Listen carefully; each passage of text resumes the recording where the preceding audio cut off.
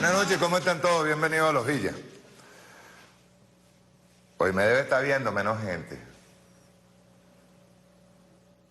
Pero tenemos problemas con DirecTV.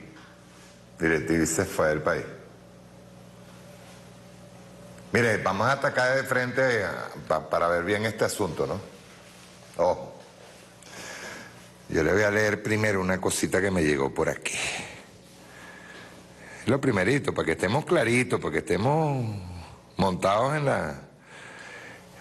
en el parapeto que están montando desde allá.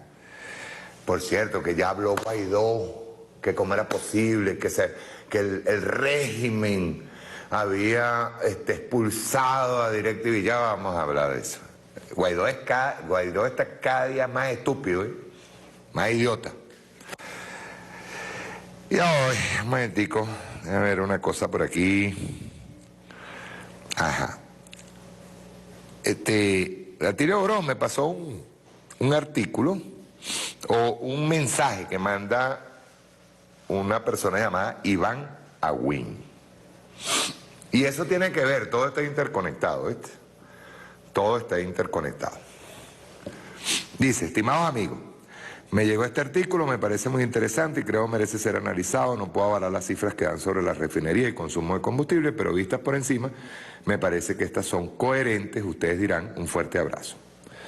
Y es por Iván Agüín. Señores, prepárense para ver en los próximos días la crisis diplomática militar más importante de los últimos años. Ojo, quiero que me escuchen bien porque después vamos a hacer un análisis con respecto a lo de DirecTV, que todo está relacionado. Todo. Yo esta mañana lo dije, en el momento en que saltó la gente de DirecTV y tira esa encerrona, agarró y se recogió todos sus macundales, que ya todo lo tenía previsto y se fue para Colombia. Pero bueno, vamos por partes. Señores, prepárense para ver en los próximos días la crisis diplomática militar más importante de los últimos años. En las próximas 96 a 192 horas se producirá en el medio del Mar Caribe la reedición de la crisis de los misiles rusos en Cuba de 1962. Yo hay cosas en las que yo discrepo, ojo, pero bueno, vamos a leerlo. Que puso al mundo a punto del inicio de una guerra termonuclear, con un remake de lo más posible, que lo más posible a futuro los historiadores la reseñaran como la crisis de los buques iraníes en Venezuela de 2020. Para aquellos que no lo saben, luego de que hace poco más de unos 15 días, par de aviones de transporte iraníes aterrizaron en el Aeropuerto Internacional Josefa Camejo en la península de Paraguaná, Estado Falcón, con equipos y repuestos, catalizadores, unidades de craqueo catalítico, válvulas, etcétera, necesarios para la reoperación del complejo refinador de Paraguaná, refinería de Amuay, más la refinería de Cardón. Antiguamente, hasta 2011, el complejo refinador de petróleo más grande del mundo, capacidad de refinación de 1 millón de barriles de petróleo diarios y de convertir los mismos en 66 millones de litros de gasolina, más aceite y demás derivados diarios, más que suficiente para abastecer a toda Latinoamérica o el este de los Estados Unidos de gasolina. Solo superado actualmente por la refinería Jamnagar de la India, con capacidad de procesar 1.200.000 barriles. Y que anteriormente, otros 10 días antes, con ayuda rusa, se reactivó el complejo refinador El Palito, Estado Carabobo, más el mismo, tiene una capacidad limitada de 140.000 barriles de procesamiento y por fallas no subsanadas en su unidad de craqueo catalítico, no solo está produciendo combustible diésel, no requiere de destilación y por ende no necesita para su fabricación de insumos ni catalizadores. La gasolina es una mezcla de hidrocarburos que se obtiene mediante proceso de destilación fraccionada con la añadidura de químicos catalizadores. Para su calificación, octanaje y pureza, el diésel, por el contrario, no es una mezcla de hidrocarburos refinados, es un hidrocarburo en sí con una única densidad que se compone de parafina y que para su obtención no requiere de destilación, sino de separación del crudo, el cual solo sirve para satisfacer el consumo nacional, siendo la razón de que el país no se haya paralizado totalmente y se mantenga las líneas de suministro de alimento y la movilización de equipo militar y demás, por cuanto es el combustible utilizado por los vehículos pesados de transporte. Así que una vez reparado y puesto a presto el complejo refinador de Paraguaná, solo se requiere la llegada de los insumos químicos, catalizadores, que se necesitan para ponerla a operar, lo cual, como toda industria de grandes dimensiones, requiere una reactivación gradual por fases hasta llegar a su activación total. De allí que Además de los insumos, se requiere de gasolina procesada para llenar nuestros depósitos e inventarios y así ir gradualmente satisfaciendo el ciclo de consumo sin afectar inventarios, algo que gradualmente con las sanciones y bloqueos los Estados Unidos han logrado llevarnos hasta el cuasi colapso total. Y es aquí cuando entra la vital ayuda de Irán, que a partir del pasado 30 de marzo, partiendo cargados desde el puerto de Bandar Abbas, puerto ubicado en el Golfo Pérsico, eso está por aquí, aquí está, ¿eh? Está en todo el frente del estrecho de Hormuz, Bandar Abbas. Bien, puerto ubicado en el Golfo Pérsico frente al estrecho de Hormuz, en la provincia iraní del mismo nombre, 5 buques iraníes, el Fortune, Petunia, Forrest, Faxon y Clavel. Cada buque tiene una capacidad aproximadamente de 800.000 barriles de petróleo, 127 millones de litros de gasolina, lo que hace presumir que en gasolina 4 buques vienen en camino 508 millones de litros de gasolina, más de 2 millones de litros de gasolina para consumir por día en lo que resta del año.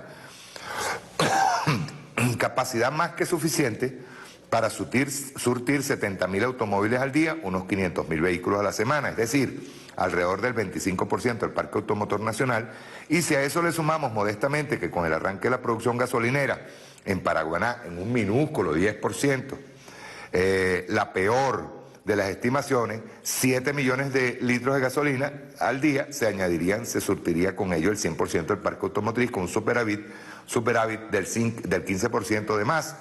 Es decir, la crisis gasolinera llegaría a su fin en su totalidad y si a eso le sumamos un buque carguero completo de insumos químicos catalizadores para destilar gasolina, es decir, 800.000 litros del mismo, esa cantidad nos da para destilar gasolina a toda capacidad de Amuay y Cardón juntas por 3 años sin parar, unos 72.270 millones de litros de gasolina, una cantidad que no puede consumir Venezuela por sí sola ni en 50 años. Es decir, el aporte iraní rompería prácticamente con el bloqueo. A Venezuela nunca más se le podría asfixiar, por lo menos en materia energética, lo que denota la suma importancia de este embarque. Prácticamente el futuro de Maduro, de la revolución de Venezuela, está allí, dice acá el señor Agüín.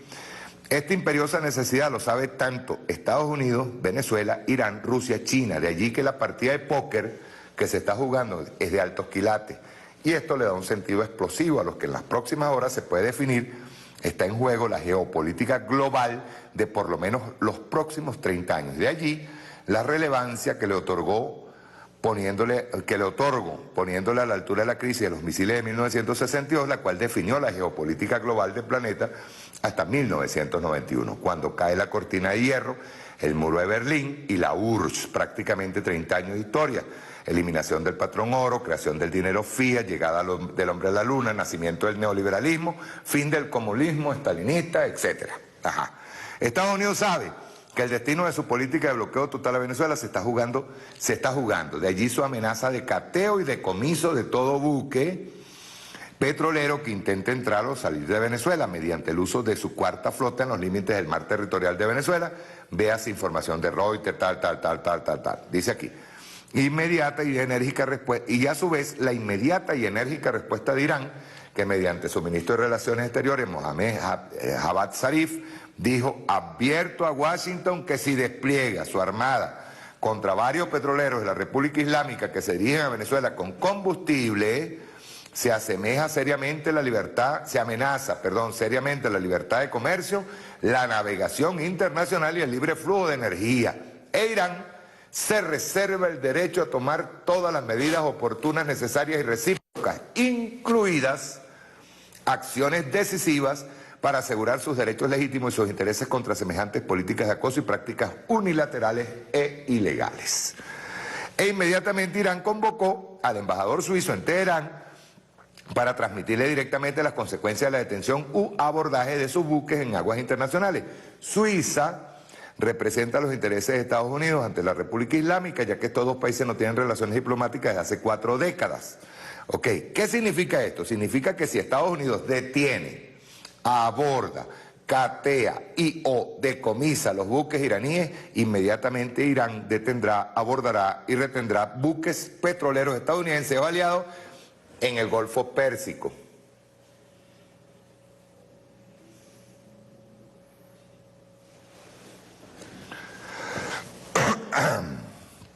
siendo más específico en el estrecho de Hormuz, aquí. Lo que representaría un conflicto de grandes dimensiones de repercusión mundial que colapsaría el libre tránsito de comercio energético. Por aquí pasan más de 80 millones de barriles de petróleo, por aquí, por el estrecho de Hormuz. Por ahí pasan, ¿ven? Y si ustedes se dan cuenta aquí, para que sepan, Irán tiene control sobre, desde aquí hasta aquí. Nada más y nada menos. ¿Ven? Está Arabia Saudita por el frente, está los Emiratos Árabes, Omán, está Dubái, pero quien manda aquí es Irán. Seguimos. Lo que representaría un conflicto de grandes dimensiones de repercusión mundial que colapsaría el libre tránsito del comercio energético a nivel global. El tránsito de buques petroleros en el estrecho de Hormuz representa el 75% del tránsito de petróleo en el mundo entero. 75%.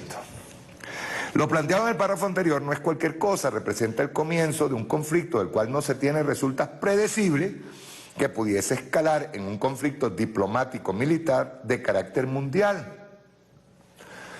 Irán no juega con sus palabras, no juega carrito, como decimos los caraqueños. Ya el año pasado, cuando le retuvieron un buque petrolero con dirección a Siria en Gibraltar, retuvo en represalia 2 buques británicos en el estrecho de Hormuz y los fondeó en sus puertos, obligando con ello la liberación de su buque, terminando la carga en su destino. Y la última vez, Siria, y los fondeó en su destino. Y la última vez, antes de este último llamado al embajador suizo en Teherán, fue precisamente horas antes de ordenar destruir par de bases militares estadounidenses en Irak, en represalia al asesinato con drones del general Soleimani en Bagdad. Irán no anda con titubeo, cumple con sus advertencias y amenazas, y eso Washington lo sabe. Así que cualquier paso o acción que realice contra estos buques, Estados Unidos lo tendrá que pensar muy bien. Y esta es la situación disyuntiva que para los próximos días y horas se plantea. Cuando hago la similitud con la crisis de los misiles de 1962, lo hago porque la cronología del mismo en aquel tiempo guarda gran similitud con lo que sucede hoy en día. Al igual que el fracaso de la incursión mercenaria estadounidense del pasado 3 de mayo, la ya bien conocida Operación Gedeón, o el fiasco de Bahía de Cochino, que es Playa Girón, e inmediatamente la URSS comenzó a trabajar en las instalaciones de una de sus bases en la isla y el propósito con ello de desplegar misiles nucleares de mediano y corto alcance en la misma. Esa situación obligó el 22 de octubre de 1962 al presidente Kennedy decretar y establecer una cuarentena y cerco naval alrededor de la isla, desplegándose en consecuencia barcos y aviones de guerra estadounidenses en el Mar Caribe a partir del 23 de octubre. Esto escaló hasta la amenaza de detener, abordar, catear y decomisar buques soviéticos, sobre lo cual las autoridades de la URSS advirtieron que cualquier intento en contra de sus buques sería considerado un acto de guerra, poniendo prácticamente al planeta en vilo de una guerra de grandes dimensiones, de un ataque recíproco termonuclear. Al final Estados Unidos no se atrevió a tocar ningún buque soviético, más los rusos desplegados en Cuba derribaron un avión de espionaje U-2, culminando todo con un acuerdo entre las potencias del retiro de los misiles de Cuba por una parte y el retiro de misiles desplegados en Turquía por la otra, y un pacto de no invasión sobre Cuba, el cual se ha mantenido y cumplido hasta hoy. Si Estados Unidos actúa, bueno, yo diría que el mismo pueblo cubano les ha advertido y ha ganado, ¿no? O sea, el pueblo cubano se lo ha dicho clarito, ustedes entran y van a tener otro Playa Girón aquí. Igual le va a pasar con esto.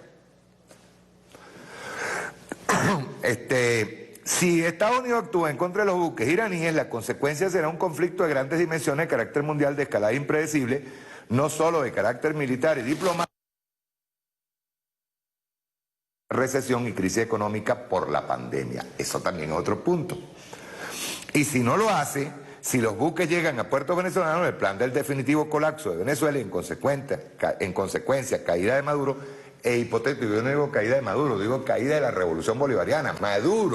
Nicolás Maduro es la cabeza de la revolución bolivariana. Cae Maduro, caemos todos. Así de fácil. Entonces tendrán que cometer un genocidio para poder tumbar a Nicolás Maduro. Ya vamos a entrar en el tema de DirecTV, tranquilo, que por ahí voy. Dice, plan de definitivo colapso de Venezuela, fin de la revolución bolivariana. Yo dificulto que la revolución bolivariana llegue a su fin. Acoso, bloqueo y acecho ya no será posible, afianzándose definitivamente la revolución bolivariana, tal cual como sucedió con la revolución cubana, en tal, los resulta de la crisis de los buques israelíes, tal. Ok. ¿Qué pasó hoy? Vamos a ser objetivos, ¿verdad, camarada? No tenemos otra. Tenemos que ser objetivos. Llega la explicación que da Rabel. Es la excusa. Por cierto, que Rabel, nada que quiera aparecer en imagen, ¿vale? Así estarás de viejo, que no quieres aparecer. Rabel llama a su amigo, Leopoldo Castillo, y le dice, lo que pasa es que,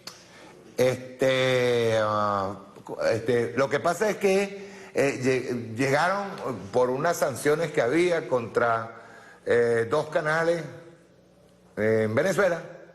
DirecTV supuestamente que se negó a sacarlo de la parrilla, pero fue hasta Conatel. Entonces en Conatel le dijo a la gente que tenía que sacar esto para poder seguir trabajando en Venezuela. Y ¡pum!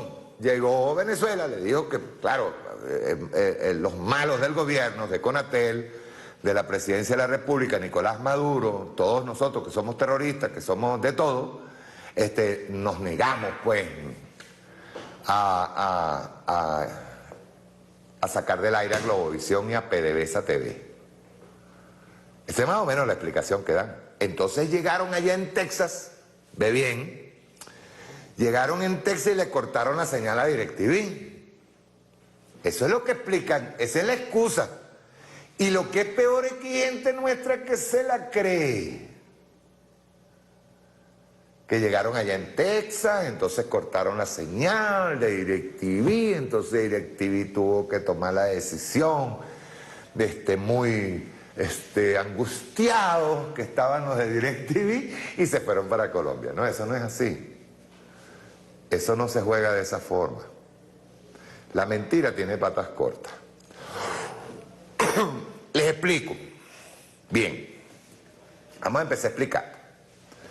Primero, vamos a empezar por lo legal, ¿verdad? Por lo legal es, nosotros somos gobierno, ¿verdad? Y tenemos a Conatel. Conatel se encarga por una ley de administrar los contenidos y administrar las señales y las concesiones que no son de esos canales, sino que el espectro radioeléctrico de Venezuela es del pueblo venezolano. Vamos a comenzar por ahí, ¿verdad? Es decir, esto es una cuestión de soberanía.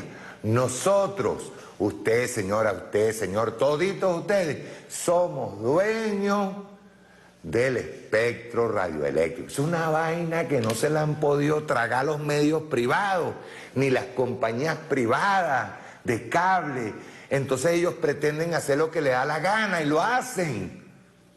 ¿Sí o no? ¿Sí o no? Y hay que decirle a la gente, señora, señor, usted es dueño de esa cosa que se llama el espectro radioeléctrico. Y nadie, ni una compañía de DirecTV, ni el gobierno norteamericano, ni una empresa privada de cable me va a decir a mí qué canales puede poner y cuáles no. Entonces llega Estados Unidos, sanciona a 2 canales. Fíjense bien qué 2 canales son. Globovisión y nosotros que salimos a defender a Globovisión, qué vaina, ¿no? Globovisión, escúchese bien, y un canal que no se ve. Lo vemos nosotros, los chavistas, PDVSA TV. Entonces uno dice, pero ¿por qué sancionaron a PDVSA TV? O sea, digo yo, ¿por qué no sancionaron a BTV? ¿Por qué no sancionaron a TVS? ¿Por qué no sancionaron a las televisoras grandes? No, PDVSA TV. Ponte por aquí, compa, ponte por aquí. Ajá. ¿Por qué? Pero ponen a PDVSA TV y te colocan sancionado también a Globovisión. Ok. Dice el gobierno norteamericano, vean bien, que bueno, si usted no saca de la parrilla, fíjense bien, una parrilla que es a la que se deben a todos los usuarios aquí en Venezuela. Y eso que nosotros no le hemos dicho a DirecTV, ni a ninguna de las cableras, a nadie, nosotros le hemos dicho pónganos RT, por ejemplo, RT en español, pónganos Hispan TV, pónganos CGTN de China, nosotros no hemos dicho eso. Pero Estados Unidos le dice a DirecTV, vean ustedes la vaina, ¿no? Le dice a DirecTV, usted si no saca de la parrilla a Globovisión y a esa televisora chiquita que se llama PDVSA TV, le cortamos la señal. Mentira, mentira. Se aparece DirecTV en Conatel. ¿Cuál es la respuesta que tiene que tener el Estado? El Estado, que es el administrador del espectro radioeléctrico, que es del pueblo. ¿Qué tiene que decir? No, el Estado venezolano entonces, para que DirecTV no se vaya, iba a decir, coño, no te preocupes, saca Globovisión y saca PDVSA. ¿Y por qué? ¿Y a cuente qué? Porque Estados Unidos le dijo, así igualito, ¿ven? Fíjate bien, si nosotros, y seamos claros, pongámonos la cosa en la cabeza clarita, si nosotros, por esas cosas de negociar, tú sabes, está bien con Dios y con el diablo, si nosotros hubiésemos dicho, sí hombre, saca a Globovisión y saca PDVSA TV, entonces iban a ir por BTV, iban a ir por TVS, iban a ir por todas las emisoras del Estado. Eso es así. ¿O es que no iba a pasar? Y así son los gringos, ellos van presionando y presionando y presionando y presionando y presionando hasta que tú tienes que agarrar a responder, pues. Y la culpa es del Estado. Entonces sale Rabel, Runrunes, Carlangola, toda la cuerda de mercenarios, palangristas allá, a decir, no, Conatel tiene la culpa porque sacaron a DirecTV. Ahora vamos con el caso de DirecTV. ¿Ven? Porque ese es otro caso particular. Yo no sé, yo no quiero hablar de las cosas, yo no soy abogado, ¿verdad? Pero ¿qué hace DirecTV en 24 horas? Bueno, por email votaron a todos los empleados de DirecTV. Por email. Y se arrancaron para Colombia y comenzaron a transmitir desde Colombia. ¿O no? Yo tengo pruebas de que están transmitiendo, de que hay varios decodificadores que entraron en función otra vez. ¿Sí o no? Tenían todo preparado para irse para Colombia. Ya les voy a explicar por qué. Ya les voy a explicar por qué. Yo no estoy especulando.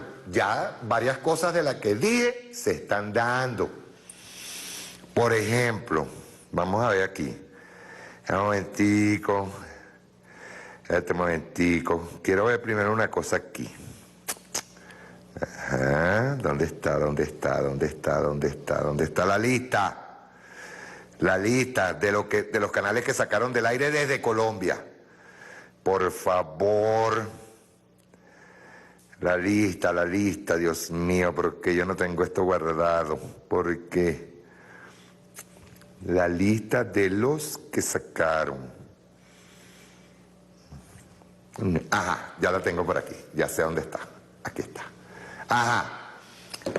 Inmediatamente le dicen a la gente, tranquilo, ve bien, saque la tarjeta, reinicia el decodificador y ¡pum! Volvieron a aparecer desde Colombia. Pero ahora ve lo que retiraron de la parrilla. Venevisión, pero no Venevisión Internacional, no, Venevisión del país. TVS, Canal I, Televen, BTV, Conciencia TV, Globovisión, DirecTV Sport Venezuela, Bepaco TV, Vale TV, TV Fan, Vive TV, TV Familia, ANTV, TLT. Y de radio sacaron a Radio Nacional de Venezuela, JON 94.1 y 88.9. ¿Se está o no se está dando lo que nosotros dijimos? Sacaron todo esto, compadre. Sacaron incluso, parece que DirecTV lo tenía, Russia Today. A Russia Today, a Telesur, por supuesto que había que sacarlo. O sea, Colombia se convierte automáticamente en el sitio nuevamente de ataque a Venezuela. ¿Ustedes me están entendiendo? ¿Por qué DirecTV sale y ¡pum! Tumba todo en menos que canta un gallo? 24 horas le costó, montó todo su equipo. ¿Ustedes creen que eso salió así, como sale uno por ahí? Eso es mentira. DirecTV no transmite desde Colombia. Sí está transmitiendo desde Colombia. Paulatinamente se prepararon para este golpe. Se prepararon. ¿Por qué? Aquí viene el por qué. ¿Qué es lo que oculta Carlangola? ¿Qué es lo que oculta? No, Carlangola es una idiota, esa no está. No. ¿Qué es lo que oculta Rabel? Que Rabel sí sabe. ¿Qué es lo que está ocultando Rabel? ¿Qué es lo que está ocultando la extrema derecha? ¿Qué es lo que está ocultando Guaidó? ¿Qué es lo que está ocultando Duque? ¿Qué es lo que está ocultando Uribe? ¿No lo saben? ¿Por qué? Casualidad, pues.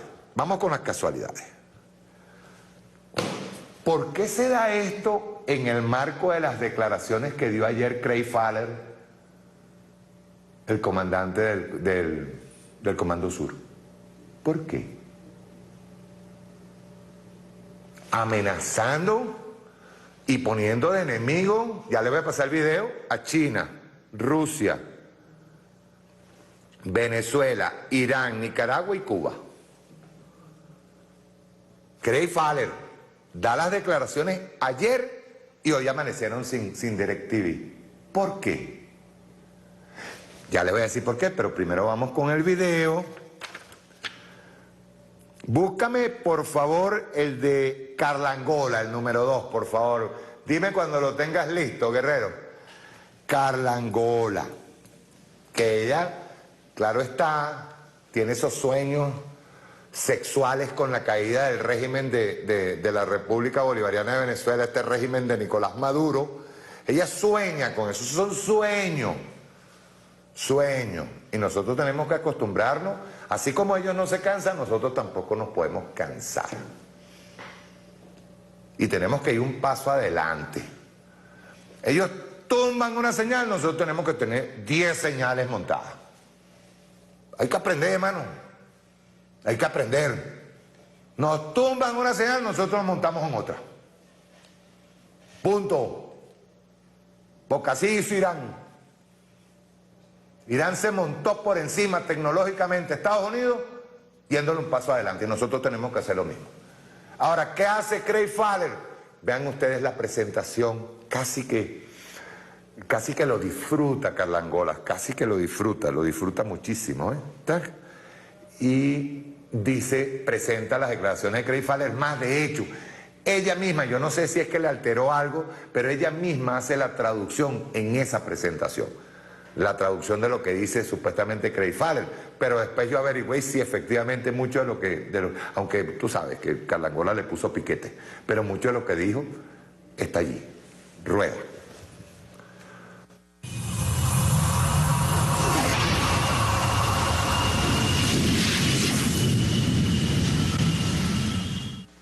El almirante Craig Faller, comandante del Comando Sur, hoy hablaba en una conferencia y decía que no se equivoque nadie. Rusia, China, Irán, Cuba, son enemigos nuestros, por supuesto, el régimen de Maduro en el continente. Los estamos vigilando, estamos con la relación de Irán, estatal, militar, de asistencia, estos tanqueros llegando a Venezuela muy vigilantes. Y además estamos explorando nuevas maneras de derrotarlos finalmente. Así lo dijo, vamos a escucharlo. Desafortunadamente, este círculo virtual, que es el hemisferio, está bajo ataque por lo que he caracterizado como un círculo vicioso de amenazas que están conectadas aquí en este hemisferio. Las organizaciones del crimen internacional que representan una empresa en el hemisferio de 90.000 millones de dólares de tráfico de drogas, personas, armas, cualquier cosa que les dé ventaja de dominio y de hecho control territorial a lo largo de Centroamérica y el sur.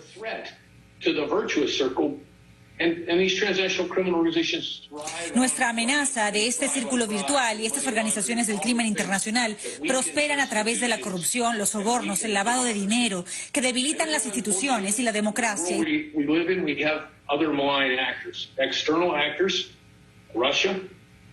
Desafortunadamente tenemos otros actores malignos, externos, como Rusia, Irán, China, que no valoran la democracia, que tratan de imponer su versión de cómo debe ser regido el mundo en el hemisferio. Y florece también con la corrupción.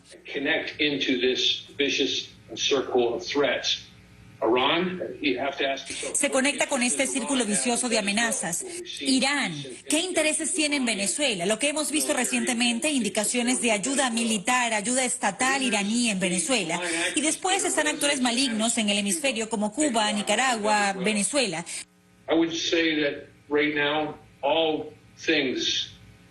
Diría que este momento el enfoque es en el círculo vicioso. Vienen a apoyarse en Venezuela y eso importa. Tenemos a Cuba y a Rusia impulsando el régimen ilegítimo de Maduro y el impacto de las instituciones que no son profesionales y que están corrompidas dentro de Venezuela. Esto propaga más de 5 millones de migrantes en el hemisferio y el COVID ha impactado a todos nosotros, la economía, la seguridad. Es difícil saber cómo el COVID está impactando a Venezuela desde que sabemos que Maduro ha dado orden de mentir de forma intencional sobre eso. Y es preocupante porque puede ser un punto de incubación en el futuro. We have seen an uptick in Iranian state-sponsored activity and liaison with Venezuela. That has included Irán y Venezuela. Hemos visto el patrocinio estatal y actividad iraní. Eso incluye las fuerzas Quds y otro tipo de apoyo al régimen ilegítimo de Maduro y sus cómplices. And so, what's Iranian interest in Venezuela when they're in fact struggling to take care of their own problems with the COVID outbreak and el interés de Irán en Venezuela, cuando no están batallando con sus propios problemas con la pandemia y otros temas sociales. Esto les podría dar una posición de ventaja en nuestro hemisferio, como contrafuerte de los intereses de Estados Unidos. Así que miro los intereses de Irán con preocupación.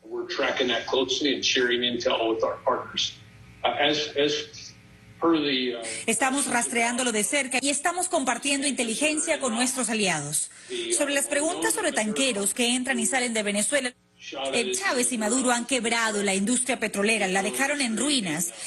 Venezuela wrecked industry in Venezuela and ruined what was once the most prosperous country in South America, just sent it into a path of que una vez fue uno de los países más prósperos en América del Sur, llevándolo a un camino reportes de tanqueros. No voy a comentar más allá sobre esos reportes, pero esa actividad global iraní en Venezuela en específico la vemos con preocupación.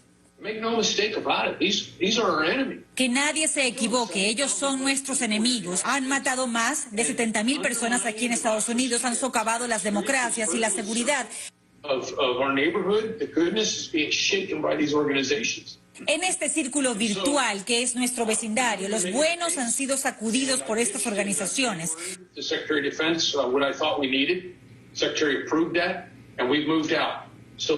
Se lo presentamos en enero al secretario de Defensa y le dijimos qué necesitábamos. El secretario lo aprobó y avanzamos. Tiene poco que ver con el COVID.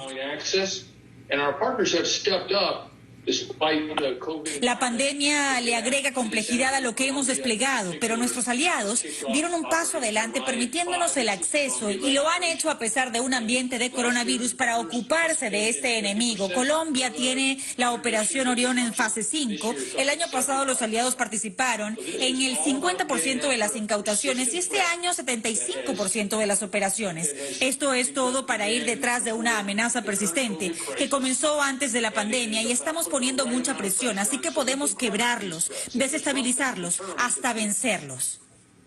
The United States Southern Command and the U.S. government has no connection. Los Estados Unidos y el Comando Sur no tienen conexión con ese evento fallido. Cero. Cerrado. Cambio de tema. The United States of America and Los Estados Unidos de América y 60 y tantas naciones del mundo están unidas detrás de la necesidad absoluta de tener una transición democrática en Venezuela. La política de los Estados Unidos no ha cambiado. Es una transición democrática usando presión económica y diplomática. No ha habido cambios en la política, no ha habido participación en este evento fallido.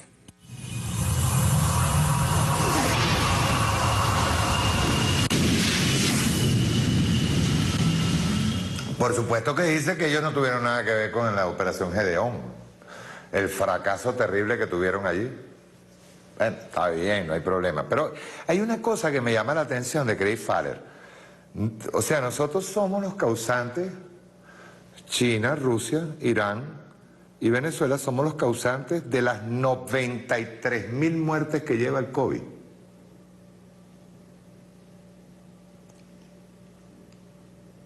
A ustedes no se les cree, pero nada. Miren, camarada, señor Craig Fowler,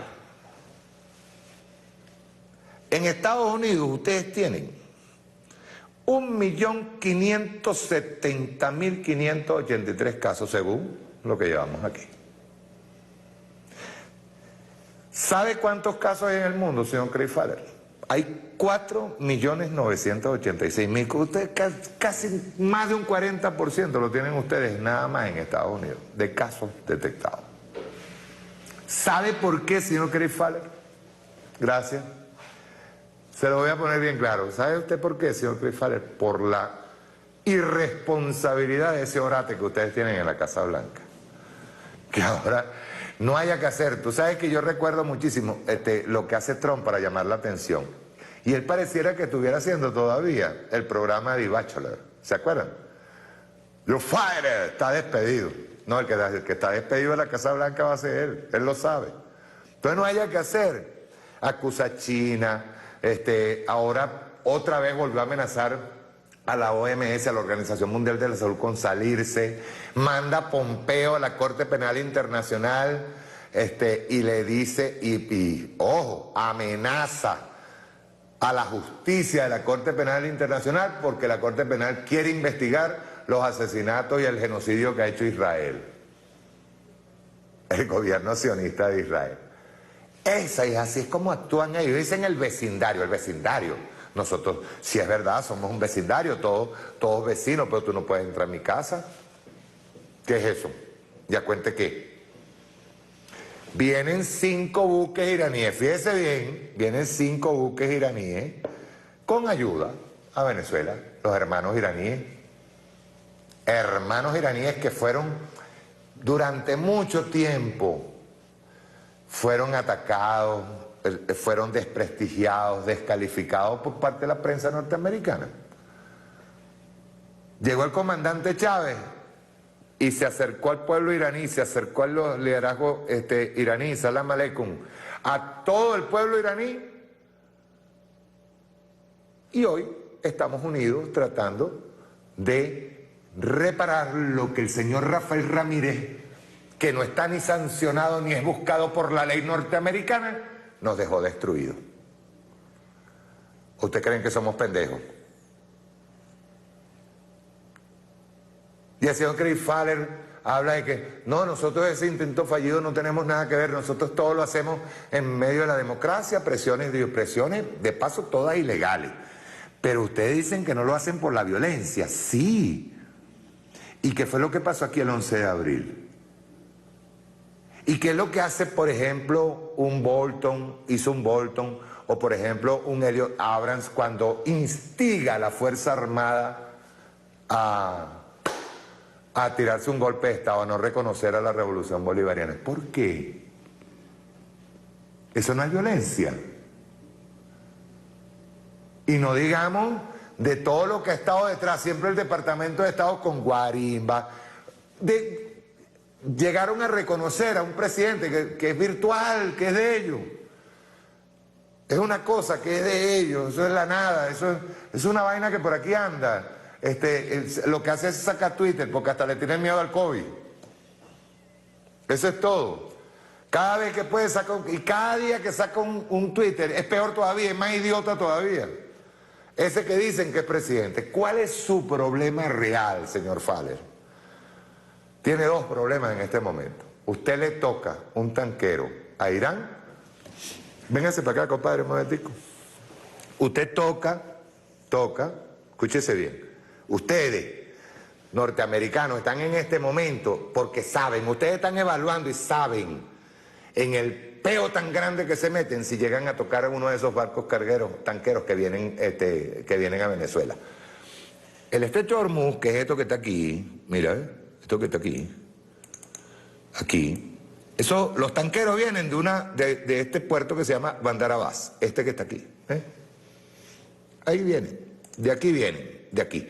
Pero este estrecho que está aquí, camarada, por ese estrecho pasa el 75% de la producción de petróleo mundial. Por ese estrecho que es el estrecho de Hormuz. Por ahí. La pregunta que yo le hago al camarada Faller, al Pentágono y al loco que está en la Casa Blanca, es si ustedes tocan un petrolero, porque ya Inglaterra lo quiso hacer, ustedes le tocan un tanque petrolero a los iraníes, ¿qué va a pasar aquí? ¿Qué va a pasar ahí? Y esto no es, mire, lo que pasa es que todo está cambiando. Y los Estados Unidos no, o sea, como buen guapetón de barrio, no se ha dado cuenta que la gente, es decir, la comunidad, se está uniendo para ya no seguir soportando más las bravuconerías de estos señores. Simple. ¿Qué necesitan? Y aquí vuelvo a DirecTV. ¿Qué necesitan los Estados Unidos? Porque hay algo que es verdad. O sea, ¿cómo hago yo para poder? Pues nosotros tenemos todo el derecho a defendernos. Pero ¿cómo hago yo en medio de la profundización e intensificación de toda la agresión económica, de robarnos las cuentas bancarias, de quitarnos Citgo, de no permitir que nosotros traigamos medicina, de no permitir que nosotros traigamos alimentos, estar siempre tratando de presionar para que el pueblo venezolano se rinda por hambre? ¿Qué necesitan ellos? ¿Ustedes no se han puesto a pensar? Ellos necesitan, ¿por qué tú crees que sancionaron a Globovisión? ¿Por qué? Ellos necesitan una batería de canales atacando al Estado, igual como hicieron en el 11, antes, previo al 11 de abril. Ellos necesitan una batería, por ejemplo, a mí no me extrañaría, esto es una especulación que estoy haciendo, así como sacaron todos los canales del Estado, a mí no me extrañaría que comenzaran a meter en la parrilla desde Colombia TV Martí, a esa porquería, a El Venezolano TV de Miami, esa porquería, a NTN 24, esa porquería, a CNN en español, esa porquería. A mí no me extrañaría que ellos agarren y metan toda la playa de los que se mudaron para allá, para Miami, a atacar directamente a través de DirecTV desde Colombia. Entonces se le está presentando un problema a los señores de DirecTV. Todavía no he terminado con ustedes. Se le está presentando un problema a DirecTV. El problema es, ¿quién es DirecTV?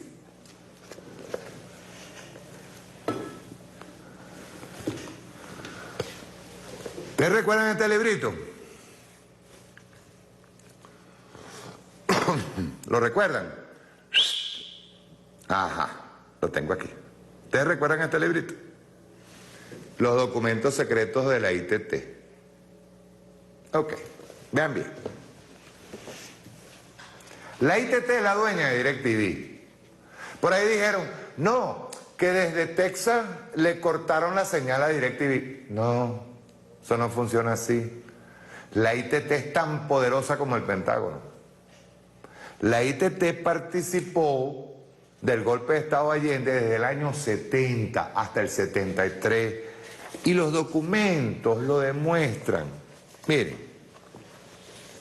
aquí tienen un documento de la ITT. Esto es del año 70 cuando comenzaron.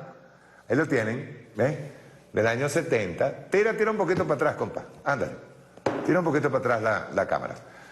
Esto que ustedes ven aquí es la traducción del castellano de este documento que está aquí. De este que está aquí. ¿Ves?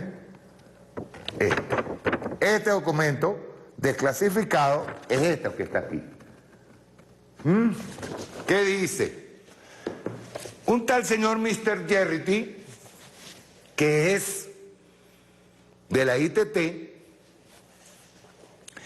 habla con un tal señor Merrián, de la Casa Blanca, Departamento de Estado, Ministerio de Justicia. Dice, le dije a Mr. Baki que le dijera a Mr. Kissinger que Mr. Jennings está deseoso de venir a Washington a discutir los intereses de la ITT. Esto es 14 de septiembre de 1970, 3 años antes del golpe de Estado, del golpe cruento de Estado, financiado por la ITT. Y que estamos preparados para ayudar económicamente con sumas hasta de 7 cifras para la época, 1970. Dije que la preocupación de Mr. Jennings no es después que se robó el caballo, sino que todo el tiempo hemos temido la victoria de Allende y hemos estado tratando sin éxito. ¿Qué pasó después?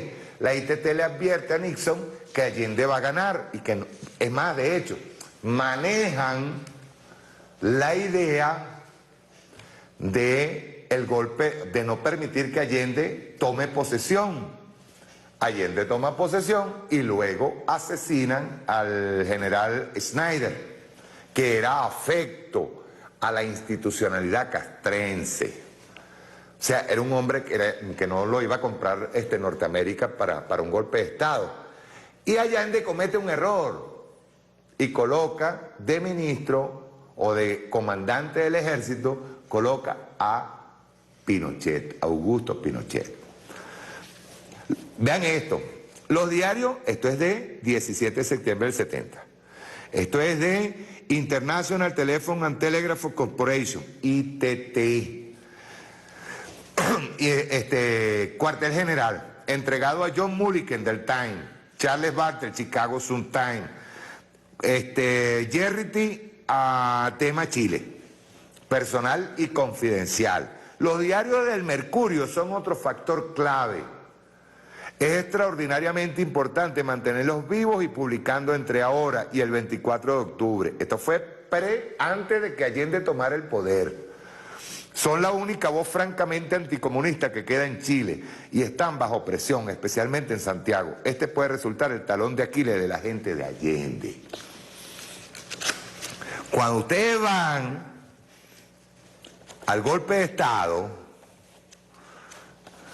las presiones económicas, dice, más importante aún, un desempleo e intranquilidad masivos podrían producir suficiente violencia para forzar a los militares a intervenir. Esto ya en el gobierno de Allende buscando el golpe de Estado. Todo estaba respaldado con documentos desclasificados. La ITT, la dueña de DirecTV. No se caigan a coba. DirecTV no es que agarró y pobrecita DirecTV, qué bolas, ¿cómo le van a quitar a DirecTV su concesión? No es posible, llegó Conatel el malvado y le quitó. No. Se fueron así, mira, 24 horas, tenían todo previsto, tenían todo calculado con el norte. Lamentable para quienes tienen las cuentas con el norte, quienes tienen cuenta de DirecTV, eso es verdad. Pero lo que es cierto también es que estos tenían todo calculadito. A menos que haya, esto es octubre 16 de 1970, a menos que haya un movimiento por parte de elementos militares disidentes a mediados de la próxima semana, el consenso en Santiago es que Salvador Allende triunfará fácilmente en el Congreso Pleno del 24 de octubre y asumirá como presidente el 4 de noviembre. Todos los documentos de Allende están aquí, del golpe de Estado que se le hizo a Allende. Aquí están los documentos secretos de la ITT. Eso de que la ITT la agarraron y la desconectaron allá en Texas es mentira. Y no nos caigamos a coba. Ya nosotros estamos viejitos, pues tenemos bastante canas. Yo cuando comencé a hacer la hojilla tenía más o menos pelo negro aquí en la barba. Pero nosotros ya no estamos para ser pendejos.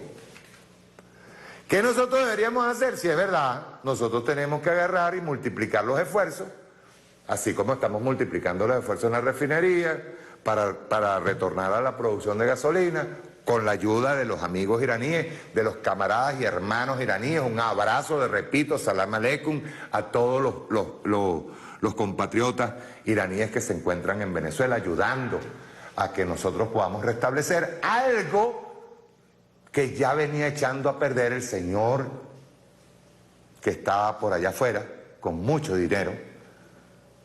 Ese sí es corrupto y hay que buscarlo. Pero tengan en cuenta que Estados Unidos no le va a tocar un pelo, porque él hizo su trabajo, y ese trabajo ahorita es que lo estamos viendo. A nosotros, miren, el comandante Chávez fue pasto de las traiciones a cada rato. ¿Cuánta confianza no le dio el comandante Chávez a Rafael Ramírez? ¿Y en qué terminó Rafael Ramírez? ¿En qué terminaron mucha gente que Chávez le dio confianza? Porque dirigir la empresa petrolera era un paso importantísimo en nuestra soberanía. Y este señor se va luego porque sabe que está descubierto y lo podíamos meter preso. Él lo sabía. Y se va del país. Luego que le hizo un daño terrible a PDVSA. ¿Me entienden? Por eso es que hay que agradecer a los hermanos iraníes, y los han descalificado, les han dicho terroristas, que tal, siempre los veían como terroristas, que yo no sé qué. ¿Cuántas descalificaciones nos llevaron? Hasta que llegó el comandante Chávez y unió a los dos pueblos, Irán y Venezuela, en uno solo. ¿Qué nosotros tenemos que hacer? Repito, es no solamente multiplicar todos los esfuerzos para restablecer las refinerías, volverlas a tener produciendo como debe ser, y vigilancia popular obrera dentro de PDVSA. Inteligencia. ¿Por qué? Porque ese es un sector estratégico, es el sector estratégico más importante del país. Y hay que estarlo vigilando. Las comunicaciones son para nosotros muy, muy importantes. ¿Cuántas cableras no se van a ver afectadas con lo de DirecTV porque transmitían a través de DirecTV? ¿Cuántas? Averigüen. Yo le diría a los dueños de esas cableras, que son empresas nacionales, vean lo que les hizo DirecTV, lo dejó con los crespos hechos. Entonces, el tema no es ahorita caer en la propagandita que está haciendo Ravel y que están haciendo desde allá, desde Estados Unidos, desde Miami. No. Y les voy a decir algo más. Esto es una advertencia que yo hago, porque uno tiene boquechauri, pero esto es bueno que se sepa. Si nosotros permitimos que DirecTV siga transmitiendo, que transmita a los usuarios, porque es capaz, el Departamento de Estado es capaz de decirle a DirecTV, no te preocupes, sigue transmitiendo, porque ellos supuestamente deberían estar pagando su factura por aquí. Es decir, habría que preguntar si DirecTV es una empresa aquí, para facturas nada más. Porque ellos se van para Colombia para poder saltarse la ley. Ellos se van a Colombia a saltarse la ley. Entonces, pónganse pilas, porque así como sacaron a todos los canales de la parrilla, todos los canales de Estado y canales privados, créanse, A mí, yo dificulto que Cisneros no esté metido en este peo también. Pero todo eso lo están haciendo para prontico, más temprano que tarde, comenzar a meter canales como NTN 24, CNN, TV Martí, El Venezolano TV, y comenzar con el ataque. Y nosotros tenemos que defendernos. Si DirecTV empezó a transmitir desde Colombia, no quiere perder el mercado de usuarios venezolanos, tiene que respetar nuestras reglas, tiene que respetar nuestra ley.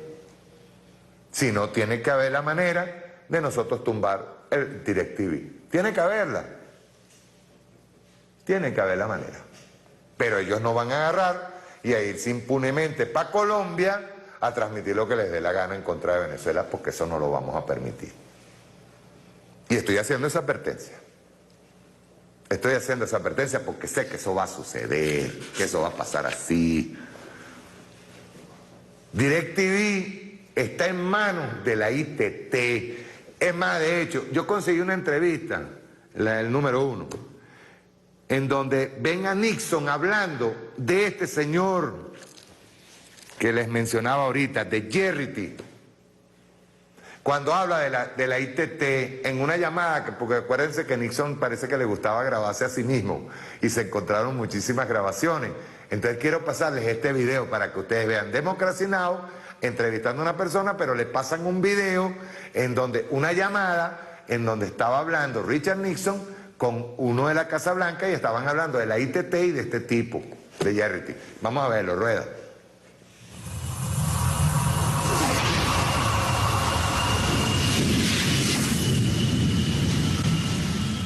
I wanted to ask about the U.S. role in all of this, and let's turn to a recording of President Richard Nixon speaking in a March 1972 phone call, acknowledging he'd given instructions, quote, to do anything short of a Dominican-type action to keep the elected president of Chile, Salvador Allende, from assuming office.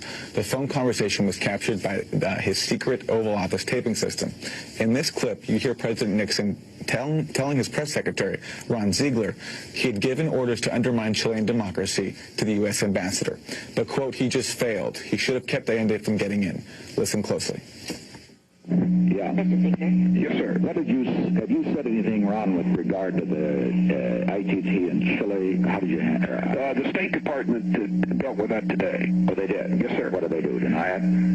They denied it, but they were cautious on how they dealt with the Corey statement because they were afraid that might backfire. What did Corey say? Well, Corey said that he had received instructions to do anything short of a Dominican type, alleged to have said that. Corey did? Right. So how did that get out? He put that out? Well, Anderson received that from some source. Al Haig is sitting with me now. Oh, yeah. It was a report contained in an IT&T thing, but he was instructed to. Well, but I hope, but he just failed. That's his main problem. He should have kept Allende from getting in. But in any event, State has denied it today, and they referred to your comments about Latin America and Chile, and so you just refer to that on that one. Fine, okay. Yes, sir. That's President Nixon speaking in 1972. Peter Kornblue of the National Security Archive, can you explain to us what Nixon's talking about here and put it in context of the U.S. role in destabilizing Chile? Richard Nixon and Henry Kissinger launched a preemptive strike against Salvador Allende. They decided to stop him from being inaugurated as president of Chile. He hadn't even set foot in the Moneda Palace when Nixon and Kissinger just simply decided to change the fate of Chile. Nixon instructed the CIA to make the Chilean economy scream, to use as many men as possible. The first plan was to actually keep Allende from being inaugurated as president, and then when that plan failed after the assassination of the Chilean commander-in-chief that the United States was behind, General Rene Schneider, Kissinger then went to Nixon and said, Allende's now president. The State Department thinks we can coexist with him, but I want you to make sure you tell everybody in the U.S. government that we cannot let him succeed because he has legitimacy. He's democratically elected. And suppose other governments decide to follow in his footsteps, like a government like Italy, what are we going to do then? What are we going to say when other countries start to democratically elect other Salvador Allende's? The world balance of power will change, he wrote to Nixon in a secret document, and our interest in it will be changed fundamentally.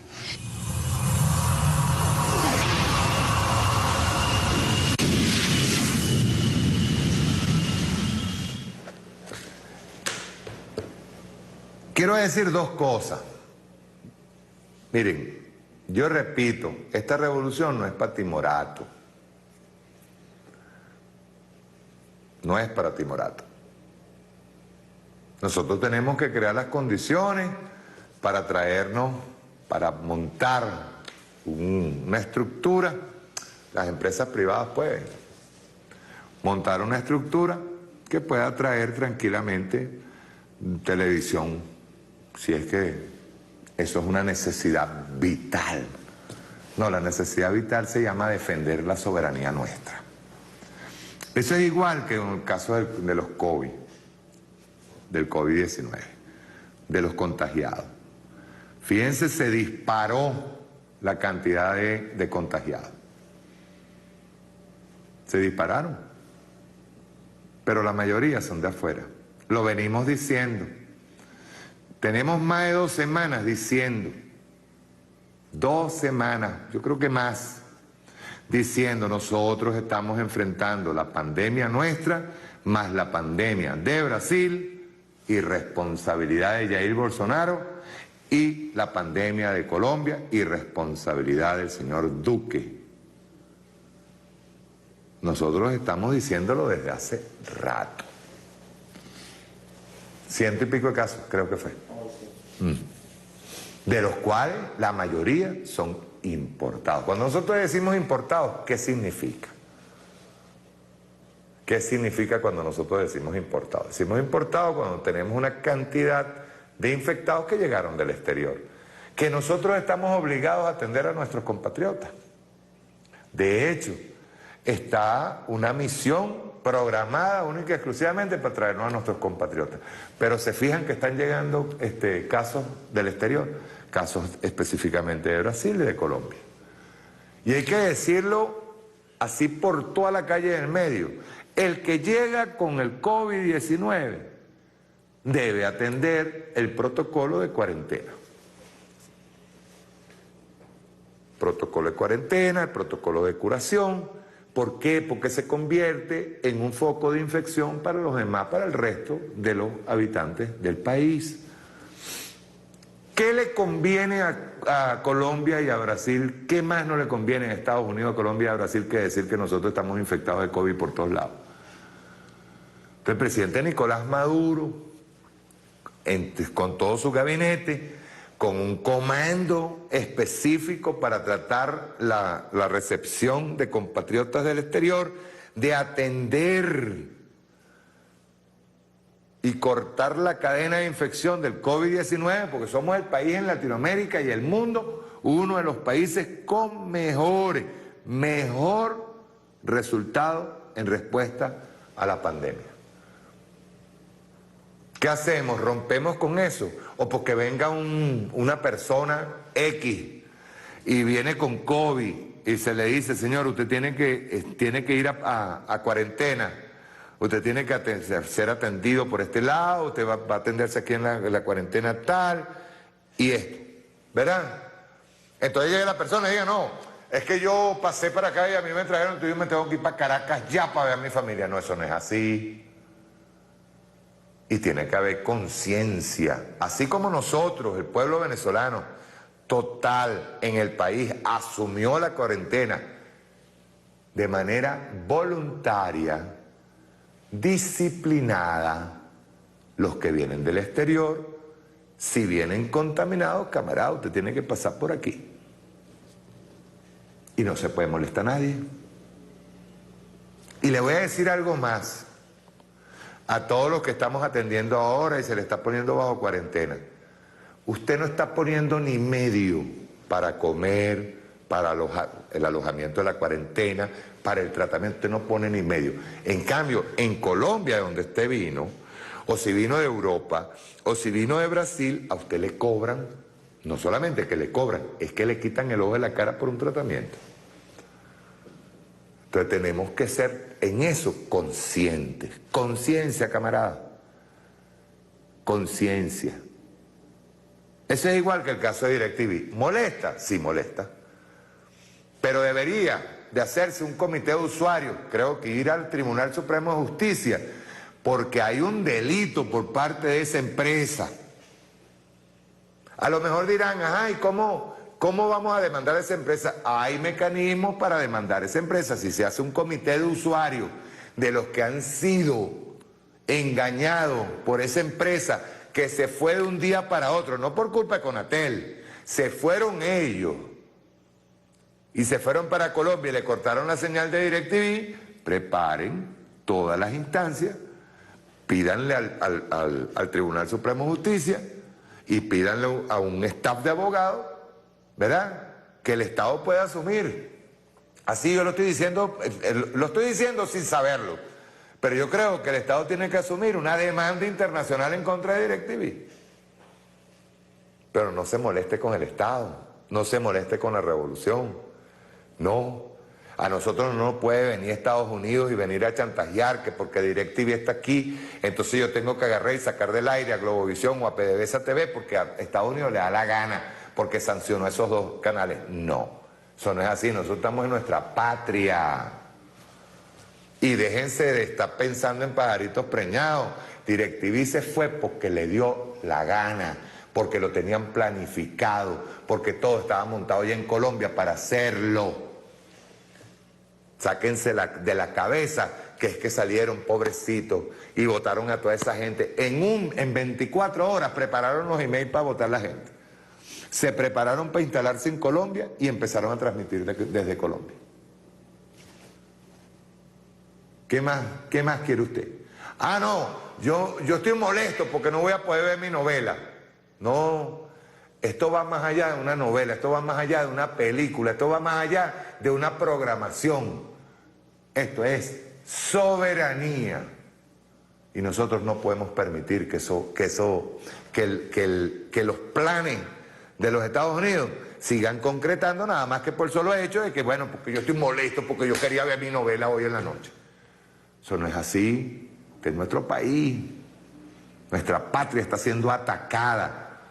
Ah, que nosotros tenemos que buscar la fórmula para agarrar y mejorar nuestra señal de aire, mejorar la posibilidad de incluso de que las mismas cableras hagan el trabajo que tienen que hacer. Si algunas de ellas no tienen DirecTV, esa es otra cosa. Pero por encima de nuestra soberanía, por encima de nuestras leyes, no va a pasar Estados Unidos. No va a pasar la ITT. Recuerden, la dueña de DirecTV, la ITT no va a complementar sus planes.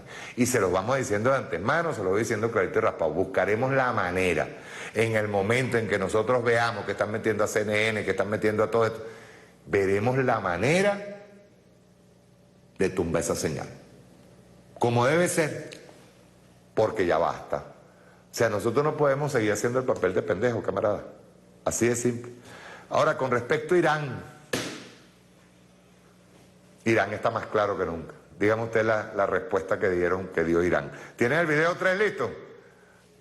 Sáquelo.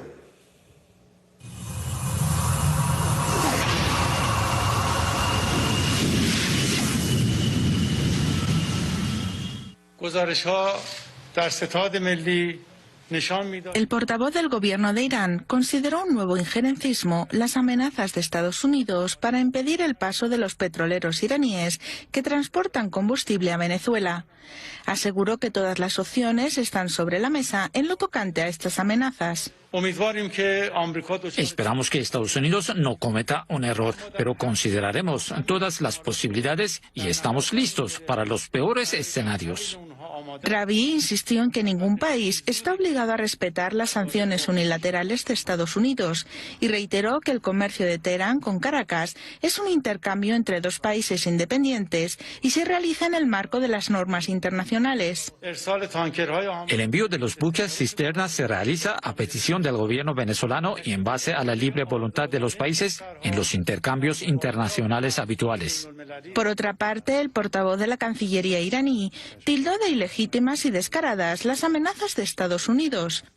Aseguró que Washington recibirá una respuesta fuerte si materializa sus amenazas. La República Islámica de Irán responderá definitivamente a cualquier medida contra el tránsito libre y legítimo de los petroleros. Estas declaraciones se suman a una carta enviada por el canciller iraní Mohammad Javad Zarif al secretario general de la ONU, Antonio Guterres. En la misiva, Zarif alertó de los movimientos de Estados Unidos para desplegar su marina en el Mar Caribe a fin de intervenir y obstaculizar la transferencia de petróleo de Irán a Venezuela. Afirmó que cualquier actuación en ese sentido sería ilegal y una forma de piratería, y aclaró que Washington sería el único responsable de las consecuencias que se derivasen de cualquier medida ilegal.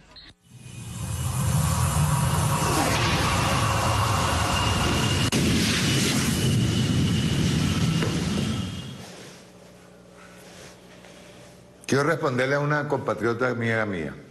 Sí, efectivamente, el Estado tiene que hacer recomendaciones, porque hay miles de usuarios que están afectados por DirecTV. Pero el Estado no es responsable de eso. Cada quien compró su cuenta de DirecTV. Que el Estado pueda meterse igualito como se metió cuando los créditos indexados, sí. Que el Estado salga a proteger a la cantidad de usuarios, sí. Pero ¿cómo los va a proteger? Los va a proteger prestándoles ayuda, dirigiendo los mecanismos que tenga que dirigir para hacerlo. Pero el Estado no es responsable, es igualito que nosotros agarremos y diremos, usted me va a disculpar, pero yo en eso soy muy claro y a lo mejor hasta caigo mal por eso. Pero es igual que yo agarre y compre esta taza, entonces la empresa que me vendió esta taza, que es una empresa privada que me vendió esta taza, se fue y me dejó, pues, se me quiebra la taza y no consigo una igual. Entonces yo tenga que agarrar y culpar al Estado porque el Estado se tiene que hacer responsable para que a mí me parezca esta taza. No, eso no es así. ¿Que el Estado tiene que tomar medidas? Sí. Tomar medidas para que nosotros restituyamos de alguna manera, de alguna forma, la emisión de canales. Sí. Y que se unan, escúchese bien, todos los usuarios, el Estado estaría pendiente de eso, de que se unan todos los usuarios para llevar unas recomendaciones o para llevar y meter un amparo en el Tribunal Supremo de Justicia también. ¿Por qué? Porque hay miles de usuarios que están afectados por esto. Pero el Estado no es responsable. El Estado puede ayudar. Pero de ahí a que nosotros agarremos y diremos, no, ahorita en este momento el Estado es responsable de eso, no. No. Yo tengo, por ejemplo, hay cosas en donde yo pienso que el Estado tiene que agarrar y asumir rápidamente las riendas y creo que eso es muchísimo más importante que un DirecTV, que es, por ejemplo, la producción de alimentos.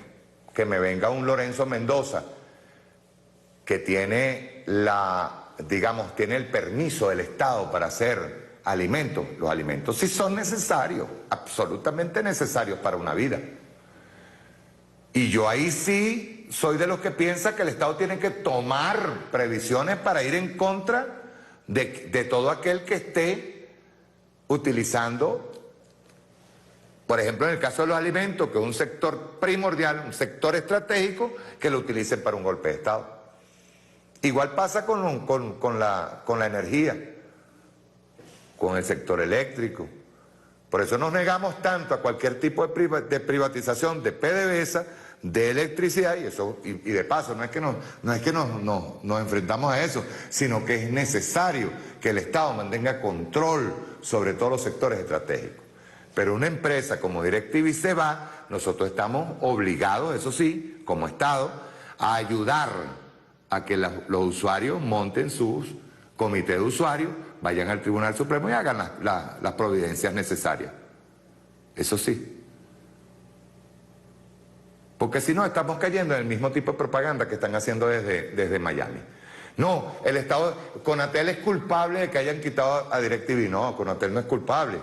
Conatel obedece como Estado soberano y le dice a la empresa DirecTV, no, yo no voy a sacar del aire a Globovisión, que dicho sea de paso, una empresa privada, ni a PDVSA TV. No me da la gana, pues. Eso está en nuestra parrilla y punto.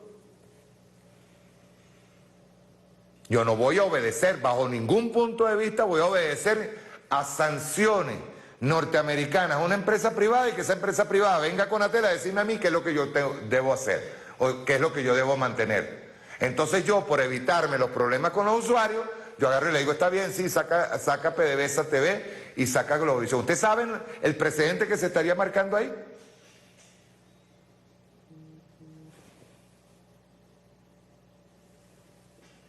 A ver si lo entendemos. Pues que vamos a agarrar y le vamos a decir cada vez que nos vayan... Así igualito pasó con Radio Caracas Televisión. Todo el mundo estaba con que el día que Radio Caracas Televisión saliera del aire, coño, no lo decía Marcel Granier. El día que cierren a Radio Caracas Televisión, tumban al gobierno. Lo tumbaron.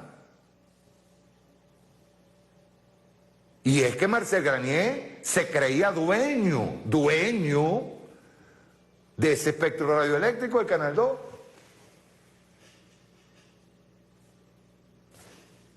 Entonces, ¿cómo es posible que nosotros vamos a permitir que una persona o una empresa, y sobre todo una relacionada con una transnacional golpista como la ITT, nos venga a imponer a nosotros a quienes vamos a sacar y a quienes no?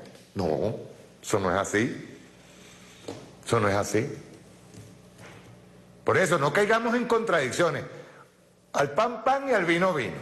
Sí, el Estado tiene que conducir una investigación, ayudar a un comité de usuario amplio que se haga, que vaya al Tribunal Supremo de Justicia, pero el Estado no es responsable de que DirecTV haya salido corriendo y nos tire esto, lo que hicieron, lo explicaba hoy Daniel Quintero, o lo explicaba alguien por ahí. Eso es igualito que cuando la Coca-Cola agarró y pasó por encima de la Pepsi-Cola. No, es un peo entre ellos. O es que íbamos a buscar a un comité de usuarios consumidores de Pepsi-Cola para agarrar y decirle a Coca-Cola, no, tú no me puedes sacar a la Pepsi-Cola de aquí. No. Que nosotros tomemos previsiones, esa es otra cosa. Pero ni vamos a permitir, yo vuelvo a repetir esto para que quedemos muy claros. DirecTV no puede pasar por encima del Estado.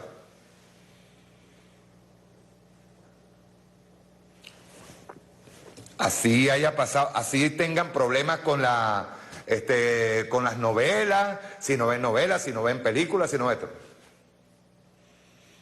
Pero si el Estado acepta el chantaje por parte de DirecTV, yo quiero repetir y que veamos este escenario. Lo veamos así, rotundo. Que agarre yo y diga, así mismo, como DirecTV me le presento a Conatel y le diga a Conatel, mira, a mí me sancionaron, me van a sancionar, me van a cortar desde Texas, me van a cortar la señal si yo no saco a Globovisión y a PDVSA TV. ¿Qué respondería el Estado? No, camarada, usted no me lo saque y punto. ¿Por qué? Porque el dueño del espectro radioeléctrico no es DirecTV, es el pueblo y su administrador es el Estado. ¿O no? Así de simple. ¿Hay gente molesta? Sí. Pero no se tienen que molestar con el Estado ni con Conatel. Necesitan molestar con DirecTV, organícense, monten un comité de usuarios, vayan al Tribunal Supremo de Justicia y monten una demanda internacional que la pueden hacer. En algún momento procederá. Es que ¿tú sabes a qué se me parece esto? Y quiero decirlo con toda responsabilidad, se me está pareciendo mucho a cuando el señor Meserani, dueño de Banco Federal, se fue y los cuentahorristas o los cuentavientes del Banco Federal acusaron al gobierno. ¿Cómo es eso? Y el señor Meserani se llevó todos los reales para montar su periódico de mierda allá en Miami, para montar todo su aparataje allá, se llevó los reales, dejó a todo el mundo colgando y los usuarios salieron a acusar a Chávez de la salida del Banco Federal.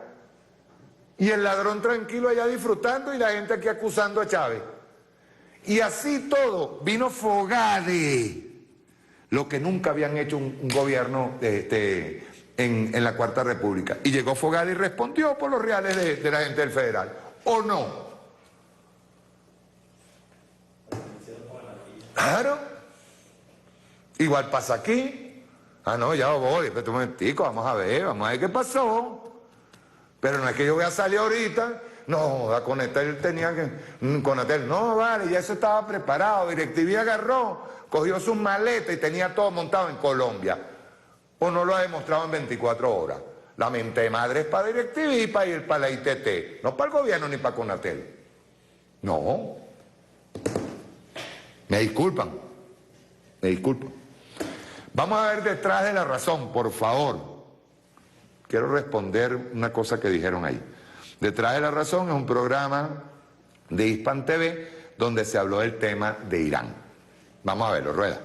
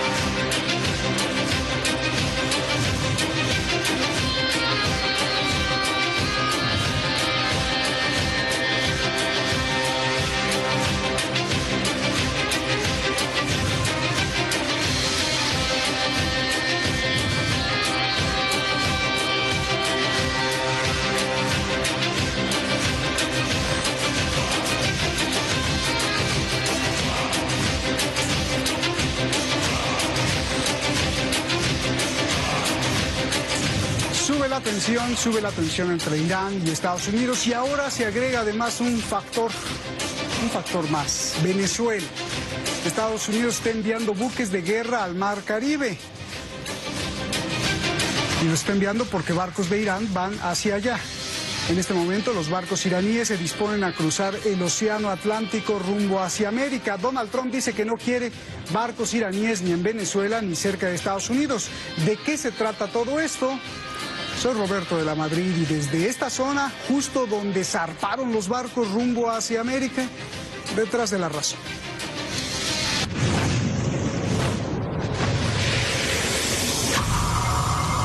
Son barcos cisterna como estos. Van llenos de gasolina para coches.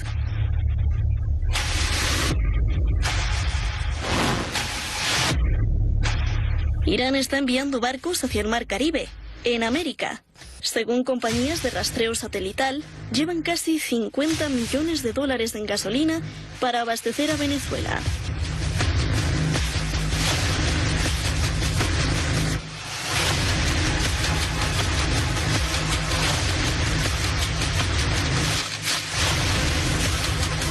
Estados Unidos manda un grupo de 4 barcos de guerra y un avión al Mar Caribe.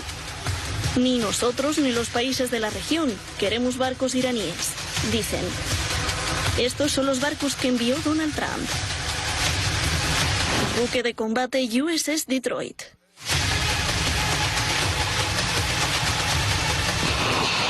El destructor de misiles guiados USS Lassen. El destructor USS Preble. El destructor USS Farragut. Junto además con el avión militar de reconocimiento P-8 Poseidón, capaz de lanzar torpedos, misiles antibarco, balizas antisubmarino y otro tipo de armamento.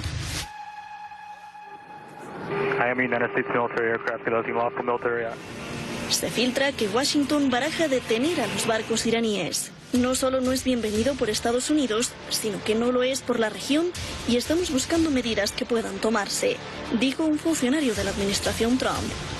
Washington está convencido de que Irán recibe oro por el combustible que le da a Venezuela. Reportes indican que el gobierno de Nicolás Maduro pagó 9 toneladas de oro a Irán a cambio de ayuda para reparar refinerías venezolanas. Teherán negó haber recibido ese oro.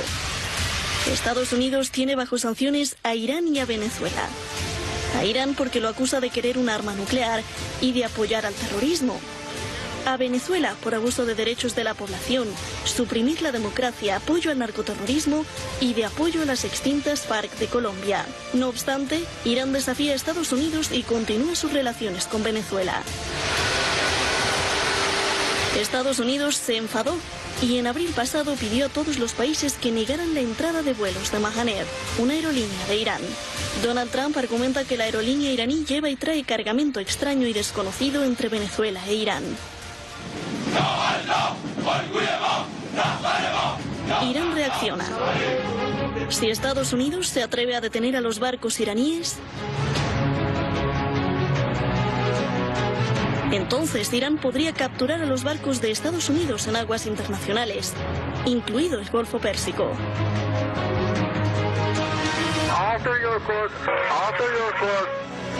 Cabe recordar que Irán detuvo el año pasado al petrolero británico Stena Impero como represalia, ya que los británicos habían capturado un barco iraní en Gibraltar.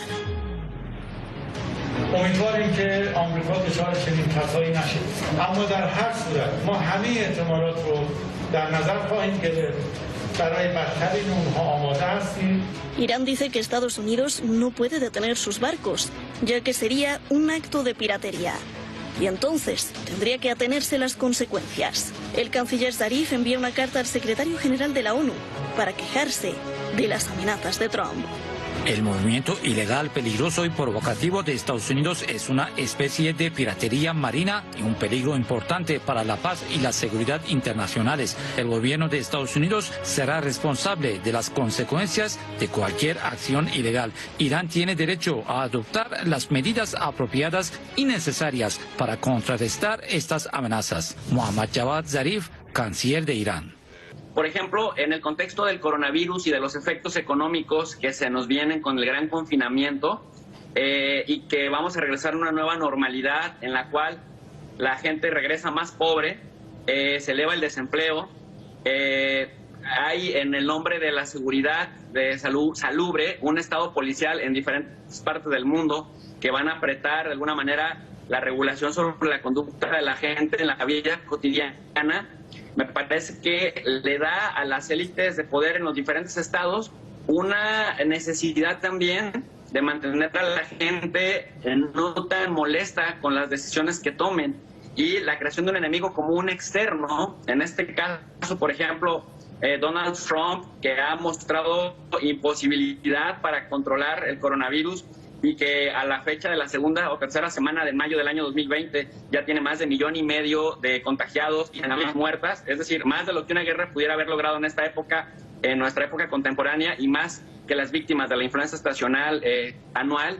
Estamos hablando de que su mal manejo le podría costar la reelección. Por lo tanto, recuperar el discurso, Roberto, de que Irán es un enemigo peligroso que patrocina el terrorismo y al cual hay que combatir, y por otro lado, recuperar la narrativa de que Venezuela tiene un gobierno dictador que viola los derechos humanos de la gente, pero que además, como esta cuestión ya no está vendiendo y ya no convence tanto a los venezolanos, entonces lo acusa de patrocinador del terrorismo. Por una simple y sencilla razón, Roberto, recordemos que los estadounidenses, las élites, el Estado profundo que comentaba el doctor, tienen una narrativa a modo. Como en el Medio Oriente, el concepto que prevalece y al que se le teme es el de terrorismo, entonces señalan a Irán como ese enemigo que patrocina el terrorismo, pero en el caso de América Latina, como el concepto aceptado, reconocido y temido y odiado es el de narcotráfico, entonces a ese enemigo construido, el de Nicolás Maduro, el de Venezuela, se le acusa de ser patrocinador del terrorismo. Y bueno, en ese contexto, Roberto, no es casual que a Diosdado Cabello, al mismísimo Nicolás Maduro, a Michael Moreno, presidente del Tribunal Supremo de Justicia, y a Vladimir Padrino, el jefe de las Fuerzas Armadas, es decir, los personajes estratégicos del régimen venezolano, se les acusa de comandar la mafia o el cartel de los soles y de traficar cocaína hacia Estados Unidos. Y en ese sentido, si ya no fue creíble reconocer a Juan Guaidó y lanzar toda una campaña en el que 50 países, incluidos los de Europa Occidental, desconocieran a Maduro, que fue legítimamente electo, y reconocieran a Guaidó, que se autodenominó en la calle presidente de Venezuela, pues te habla de que las diferentes estrategias a lo largo de diferentes fases han ido fracasando y entonces tienen que caer o tienen que volver a las zonas comunes, fortalecer la idea del enemigo imaginario o real, en el caso de Irán y en el caso venezolano, con cada vez situaciones más creíbles. Y bueno, en ese sentido, pues el hecho de que Venezuela e Irán quieran hacer uso de su legítimo derecho a negociar bilateralmente, a pesar de que son dos países bastante sancionados, pues le da un caldo de cultivo a Donald Trump para recuperar esta figura que desvíe la atención del mal manejo que está haciendo en política doméstica y que le va a traer problemas para su reelección. Jorge, ¿Estados Unidos tiene algún argumento legal dentro del derecho internacional, dentro de su ley local, dentro de la ley internacional para detener los barcos de Irán que van hacia Venezuela? Estados Unidos argumenta que Irán no debe obtener financiamiento porque lo fortalece para financiar el terrorismo y en la obtención de un arma nuclear, como decía Jesús, y que Venezuela pues tampoco debe obtener apoyo porque fortalecería al gobierno de Maduro para perpetuar lo que Estados Unidos considera una dictadura, así como los negocios de narcotráfico. La DEA ofrece $15 millones por la cabeza de Maduro. Mira, Roberto, soy periodista, no tengo sin embargo la formación de abogado, de profesional en la ciencia jurídica. Hasta donde mi bagaje me permite, puedo señalar que las maniobras de Estados Unidos son ilegales toda vez que está el mar internacional, la zona internacional en los mares, que precisamente es libre, permite el libre tránsito, la libre navegación. Para ello, cada país tiene su mar territorial. Ahora, ¿en qué se basa Estados Unidos? Bueno, se basa en la prepotencia que le ha caracterizado desde siempre, y México es la primera víctima de esa extraterritorialidad. Esos polvos de aquellos terregales en los que se creían los gendarmes del mundo, los siguen tratando de aplicar. El problema es que ahora ya hay otros contrapesos y tiene que ser Trump demasiado cauteloso, porque ya no es Estados Unidos la fuerza única que campeó en el mundo después de que se desmembró la Unión Soviética en el año de 1991. Ahora hay otros contrapesos globales y regionales. Los contrapesos globales son claramente Rusia y China, y hay contrapesos regionales. En América Latina, uno de los contrapesos regionales, aunque le disguste a Trump y le disguste al grueso del Estado profundo, es Venezuela. Y a nivel regional, en el Medio Oriente, es Irán. Entonces, lo que estamos viendo es una estrategia ya conocida del gendarme global, que que en este momento, sin embargo, no tiene todo el poder consigo, Roberto. Una de las fortalezas que ha tenido Irán, digamos, en este proceso en el cual Estados Unidos lo ha sancionado brutalmente, llevando a cabo el principio de la extraterritorialidad, que justamente se autoatribuye derechos para coercionar a los demás países. En ese contexto, de alguna manera, el que Irán se apegue, digamos, a cumplir con la normativa del marco jurídico internacional lo beneficia porque le otorga legitimidad a los ojos del mundo. Luego, entonces, como también tiene capacidad disuasiva, también tiene capacidad militar, pero además de tener la capacidad militar, ha tenido también la demostración de intención de utilizarla para autodefenderse.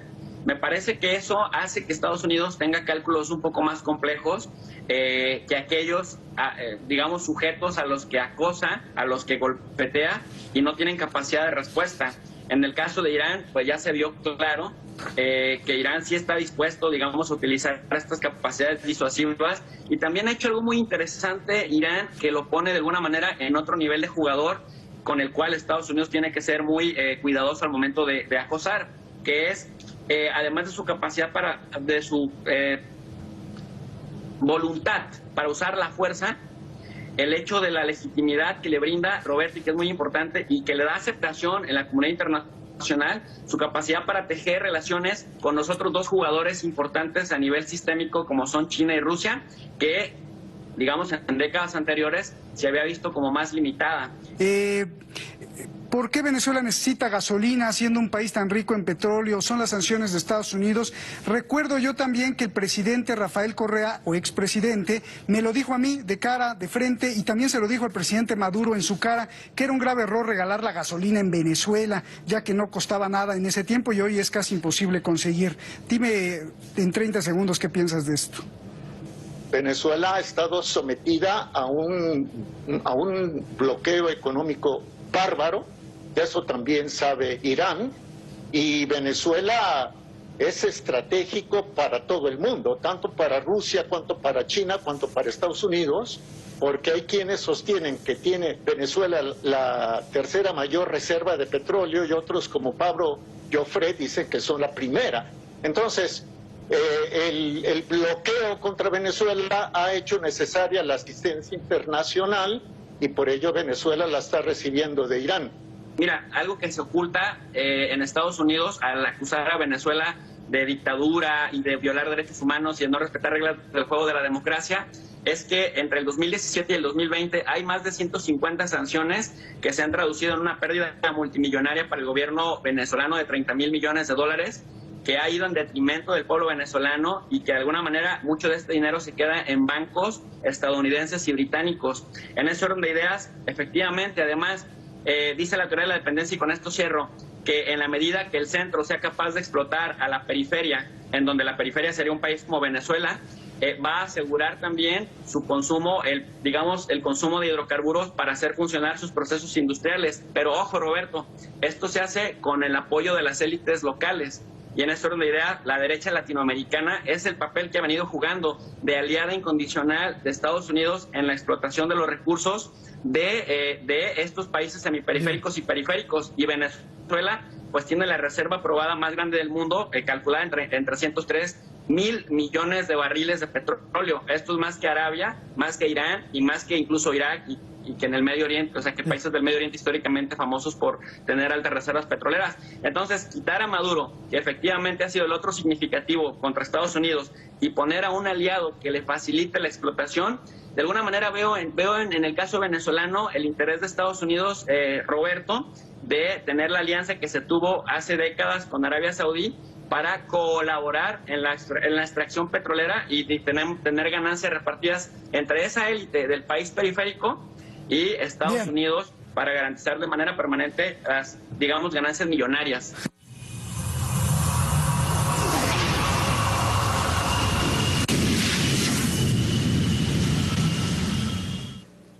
Ya estamos terminando el programa, pero déjame hacer dos aclaratorias. La primera, hay gente que está diciendo, Mario, no es la ITT, es la ATT, son lo mismo. Métanse en internet. Son lo mismo. Son empresas de comunicaciones igualitas. Son el mismo conglomerado empresarial. AT&T y TT. ¿Qué dice? Te lo pongo así, en 1925 AT&T tuvo que vender sus negocios internacionales a causa de tal, para ello renombró su empresa como ITT. Y la AT&T es una filial de la ITT. Es la misma vaina. Por si acaso. Porque es que van a surgir unos por ahí que van a decir, no, la AT, Mario está diciendo ITT y la ATT es lo mismo. Es una transnacional de comunicaciones. Eléctrica, tienen que ver incluso hasta con cuestión aeroespacial, satélites y todo esto. Es lo mismo. Es lo mismo. La segunda aclaratoria se la voy a hacer a Roberto de la Madrid, de Hispan TV. Yo sé que él ve el programa mío. Efectivamente, Roberto, las explicaciones que dan allí tus invitados son totalmente ciertas, ¿verdad? Pero Correa no solamente le hizo, Correa sí efectivamente, como dices tú, le dijo en su cara, no le dijo, fue la entrevista que le hizo Correa al presidente Nicolás Maduro, no es que le dijo en su cara, decirle en su cara es otra cosa, o sea, puede ser interpretado de otra manera, Roberto, y no es así. Ve bien, ¿por qué nosotros no hemos subido el precio de la gasolina? ¿Por qué?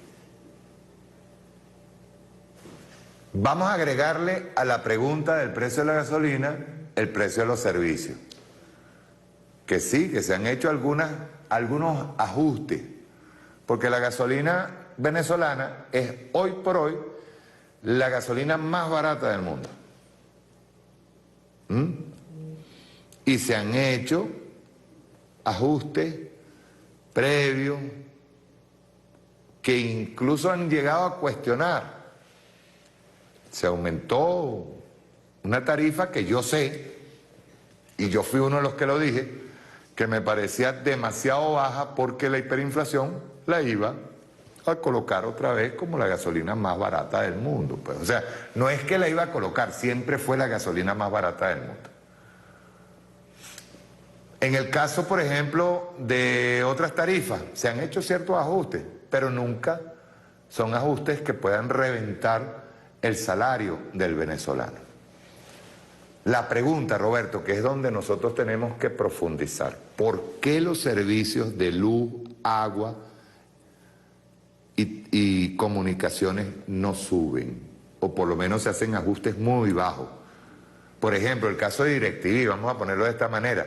DirecTV, que es la que tenía tarifas mayores en Venezuela, ojo, yo les diría a los usuarios que supuestamente van a recibir DirecTV desde Colombia, ¿cómo van a hacer para pasar de $2 que pagaban aquí a $25 que pagan en Colombia por las tarifas? Ahí se las dejo. Ahora, repito, voy para la aclaratoria que hay que hacerle a Roberto. ¿Por qué nosotros no hemos tocado los servicios? O si se han tocado en menor medida. ¿Por qué?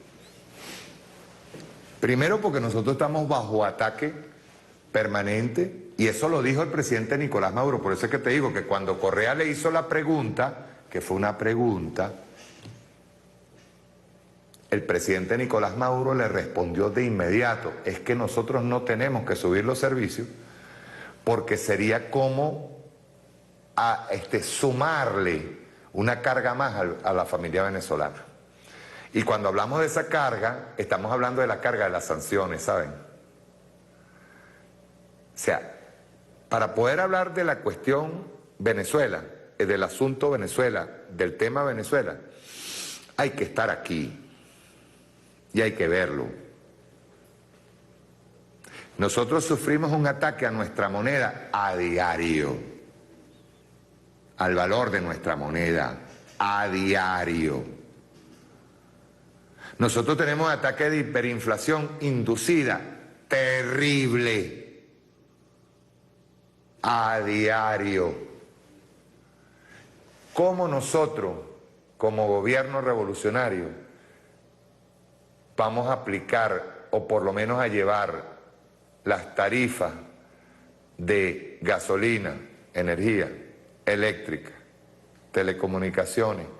¿Cómo vamos a hacer nosotros para subirle las tarifas y que el pueblo venezolano no pueda echar gasolina, por ejemplo?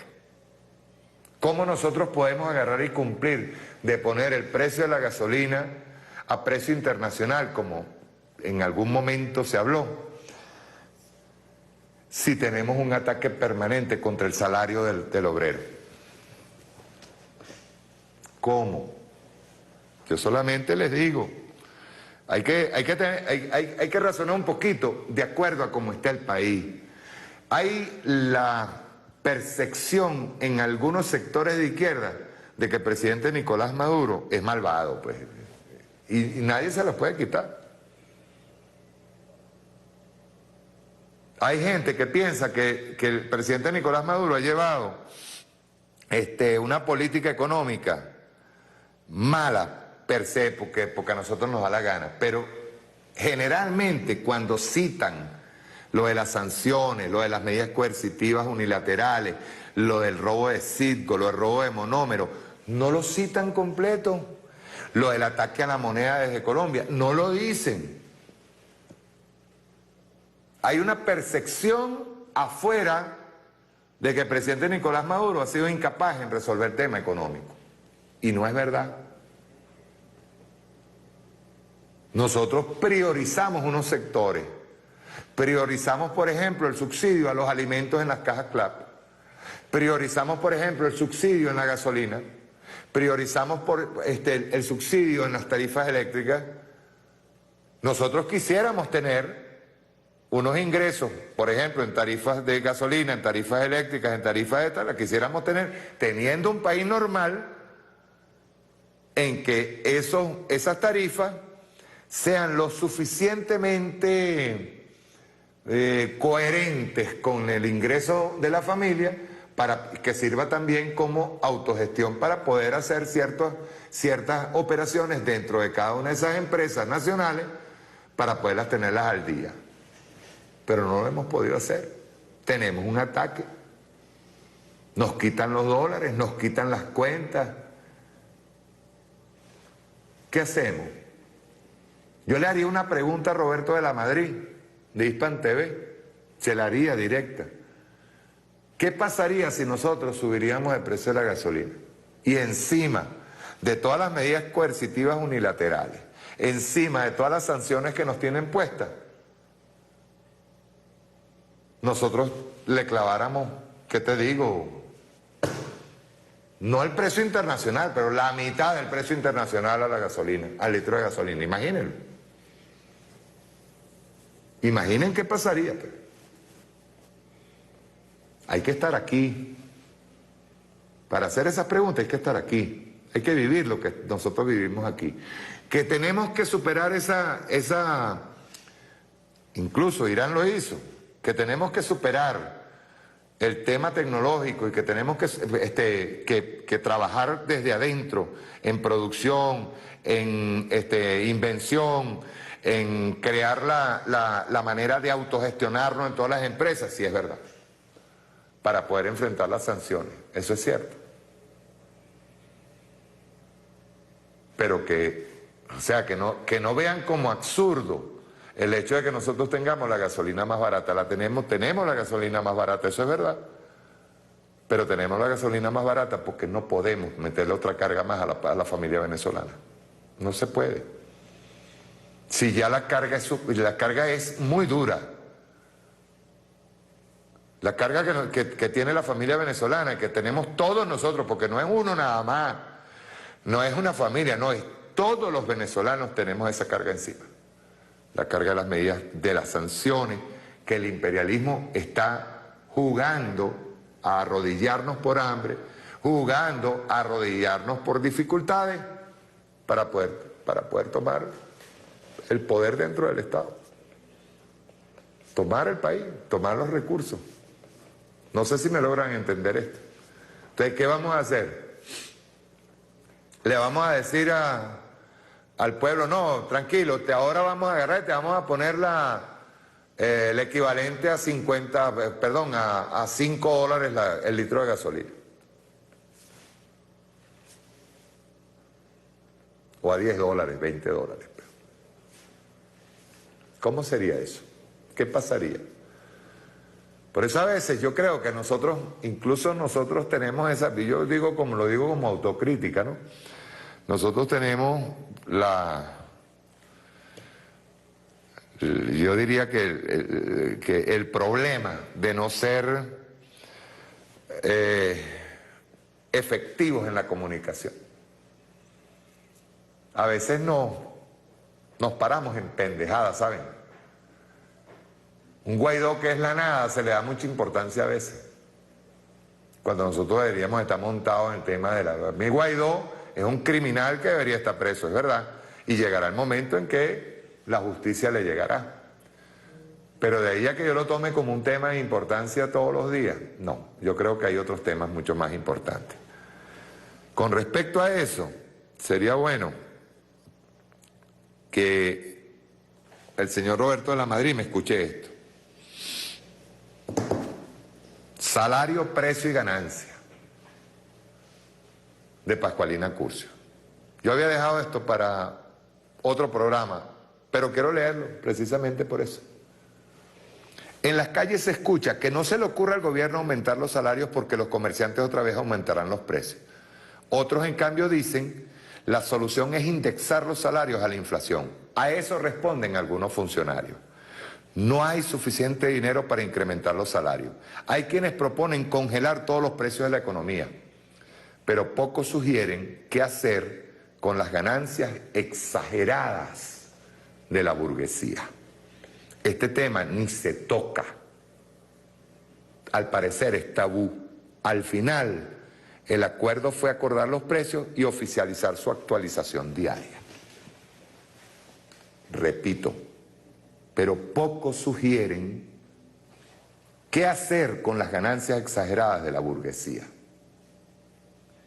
No se trata solo de solicitar mayores porcentajes de aumentos salariales o acordar el precio de 27 rubros de alimentos, cuando la realidad es que estamos en medio de una hiperinflación inducida cuya causa no es la ambición de un capitalista que caprichosamente fija un precio arbitrario. Claro que también los hay quienes se aprovechan más de la cuenta, sino un ataque desmedido a nuestra moneda en el marco de una guerra sin cuartel que nos declaró el imperialismo estadounidense. El problema es más complejo que publicar diariamente una lista actualizada de precios o decretar eventualmente un aumento de salario mínimo. Se trata de revisar y revertir la perversidad del sistema, no solo de fijación de precios y salarios en Venezuela, sino también de ganancias y de hacerlo menos injusto, menos explotador. En este contexto, la política de acordar los precios tal como ha sido diseñada, paradójicamente no es la mejor solución para garantizar las necesidades a la clase asalariada, que dicho sea de paso, somos la mayoría. Por el contrario, ofrece sosiego a la burguesía. Comprender esta afirmación pasa necesariamente por recordar cómo se forman teóricamente los precios en el sistema capitalista y qué relación tienen con los salarios y las ganancias.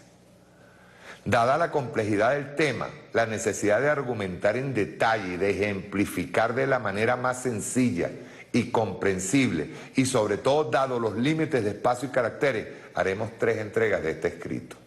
En la primera entrega nos pasearemos por algunas categorías que, aunque básicas, vale la pena refrescar. En la segunda nos centraremos en el caso venezolano y revisaremos el grado real de explotación en el marco de la guerra económica y de la hiperinflación inducida, así como el efecto contrario del acuerdo de los precios en este contexto. Culminaremos con algunas propuestas para el debate que no solo apuntan a contener el deterioro del poder adquisitivo del asalariado en esta condición de asedio, sino la necesidad de revisar y revertir la grosera relación de ganancia y salario que en la coyuntura hiperinflacionaria, aunque inducida, se hace más evidente alcanzando niveles inimaginables de explotación. la Internacional de los Trabajadores 1865. No se había publicado aún el Capital, cuando en 1865 Carlos Marx, en el marco de la Asociación Internacional de Trabajadores, refutó los planteamientos del obrero inglés John Weston, quien insistía en que los trabajadores no debían solicitar aumento de salario porque esto implicaría que el capitalista incrementaría los precios de las ganancias. En esas conferencias, además de desmontar los planteamientos de Weston, Marx explicó cómo se forman los precios en el sistema capitalista. Pero sobre todo, de dónde se deriva la ganancia.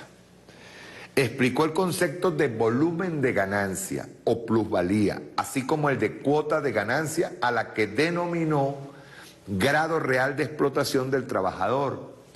Temas todos a los que ya se había referido en su escrito Trabajo asalariado y capital, publicado en 1849. Lectura recomendada para todo aquel que forma parte de una nómina y vive de un salario. Comenzó Marx diciéndole a Weston que el precio de la mercancía no depende de la simple voluntad del capitalista. Le dijo que lo que determina los precios de una mercancía es la competencia entre compradores y vendedores, la relación entre la demanda y la oferta, entre la apetencia y la oferta. Le demostró que no era cierto que el aumento de los salarios se vería reflejado en un incremento de los precios de las mercancías, sino que dado un precio, al aumentar el salario, el capitalista se vería en la necesidad de disminuir su ganancia. Por lo tanto, dicho incremento afectaría directamente las ganancias del burgués, disminuyéndola. Repetimos, dado un precio que no ha variado.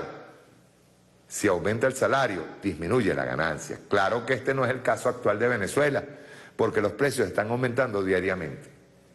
No porque esté incrementando día a día el salario, sino por el permanente ataque a la moneda, que es nuestro bolívar. Dijo Marx a los trabajadores que la plusvalía o ganancia es la parte del valor de la fuerza de trabajo que el capitalista no remunera al obrero. Les recordó también que la fuerza de trabajo es una mercancía y como tal, su valor de cambio expresado en dinero, o sea, su precio, es lo que conocemos como salario. A su vez, el salario, dice Marx, es el precio de los medios de vida indispensables para la subsistencia, existencia, de manera que el obrero esté en condiciones de trabajar y garantizar la manutención de su prole. Salario y ganancia, relación inversa. Existe una relación inversa entre salario y ganancia. Por lo tanto, el volumen de ganancia resulta de restar el precio de la mercancía menos el salario, menos lo correspondiente a insumos, materia prima y desgaste de la maquinaria. En la medida en que el salario es menor, el volumen de ganancia será mayor. La cuota de ganancia o grado real de explotación del trabajo se calcula dividiendo la ganancia entre el salario. Mientras mayor sea la porción de la fuerza de trabajo que el capitalista estruja al obrero, mayor será la ganancia. Es por eso que el burgués siempre hará lo posible por no remunerar todo el valor de la fuerza de trabajo que el obrero agrega.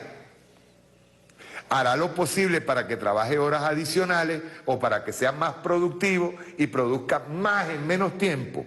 Por ello divide el trabajo, mejora las máquinas y hasta muestra interés en que el obrero esté cada vez más capacitado y adiestrado. Produce más.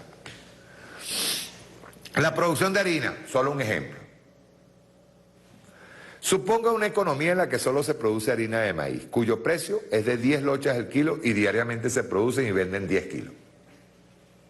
Por lo que el ingreso diario por venta de harina es de 100 lochas. El valor que agregó el trabajador con su fuerza de trabajo es de 60 lochas diarias. Sin embargo, su salario, suponga que solo hay un obrero, es de 20 lochas diarias, lo cual le permite cubrir sus necesidades básicas de reproducción. Por otra parte, el precio de la materia prima y desgaste de la maquinaria suma 40 lochas diarias. La diferencia, es decir, 40 lochas corresponde al plus trabajo, al trabajo no remunerado que pasa a formar parte de la ganancia del dueño de la fábrica. En este ejemplo, la proporción del salario con respecto al ingreso diario por venta de harina es de 20%. La proporción de la ganancia es 40% y la correspondiente a insumos, materia prima y mantenimiento del capital es de 40%. El grado real de explotación del trabajo que se calcula dividiendo la ganancia entre el salario es del 200%.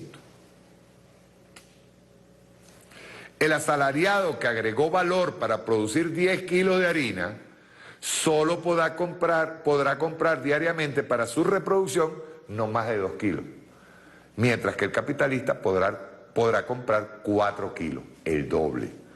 En la próxima entrega, voy a ir tratando de leerlo en cada programa, mostraremos el fraude, productividad, salario, la depreciación del dinero, el mayor estruje del obrero y el grado real de explotación en Venezuela. Como primicia, el grado real de explotación del trabajo por parte del capital en Venezuela es de 268%. Gracias, Pascualina. Necesito los otros 2 trabajos. Chao, nos vemos el próximo sábado.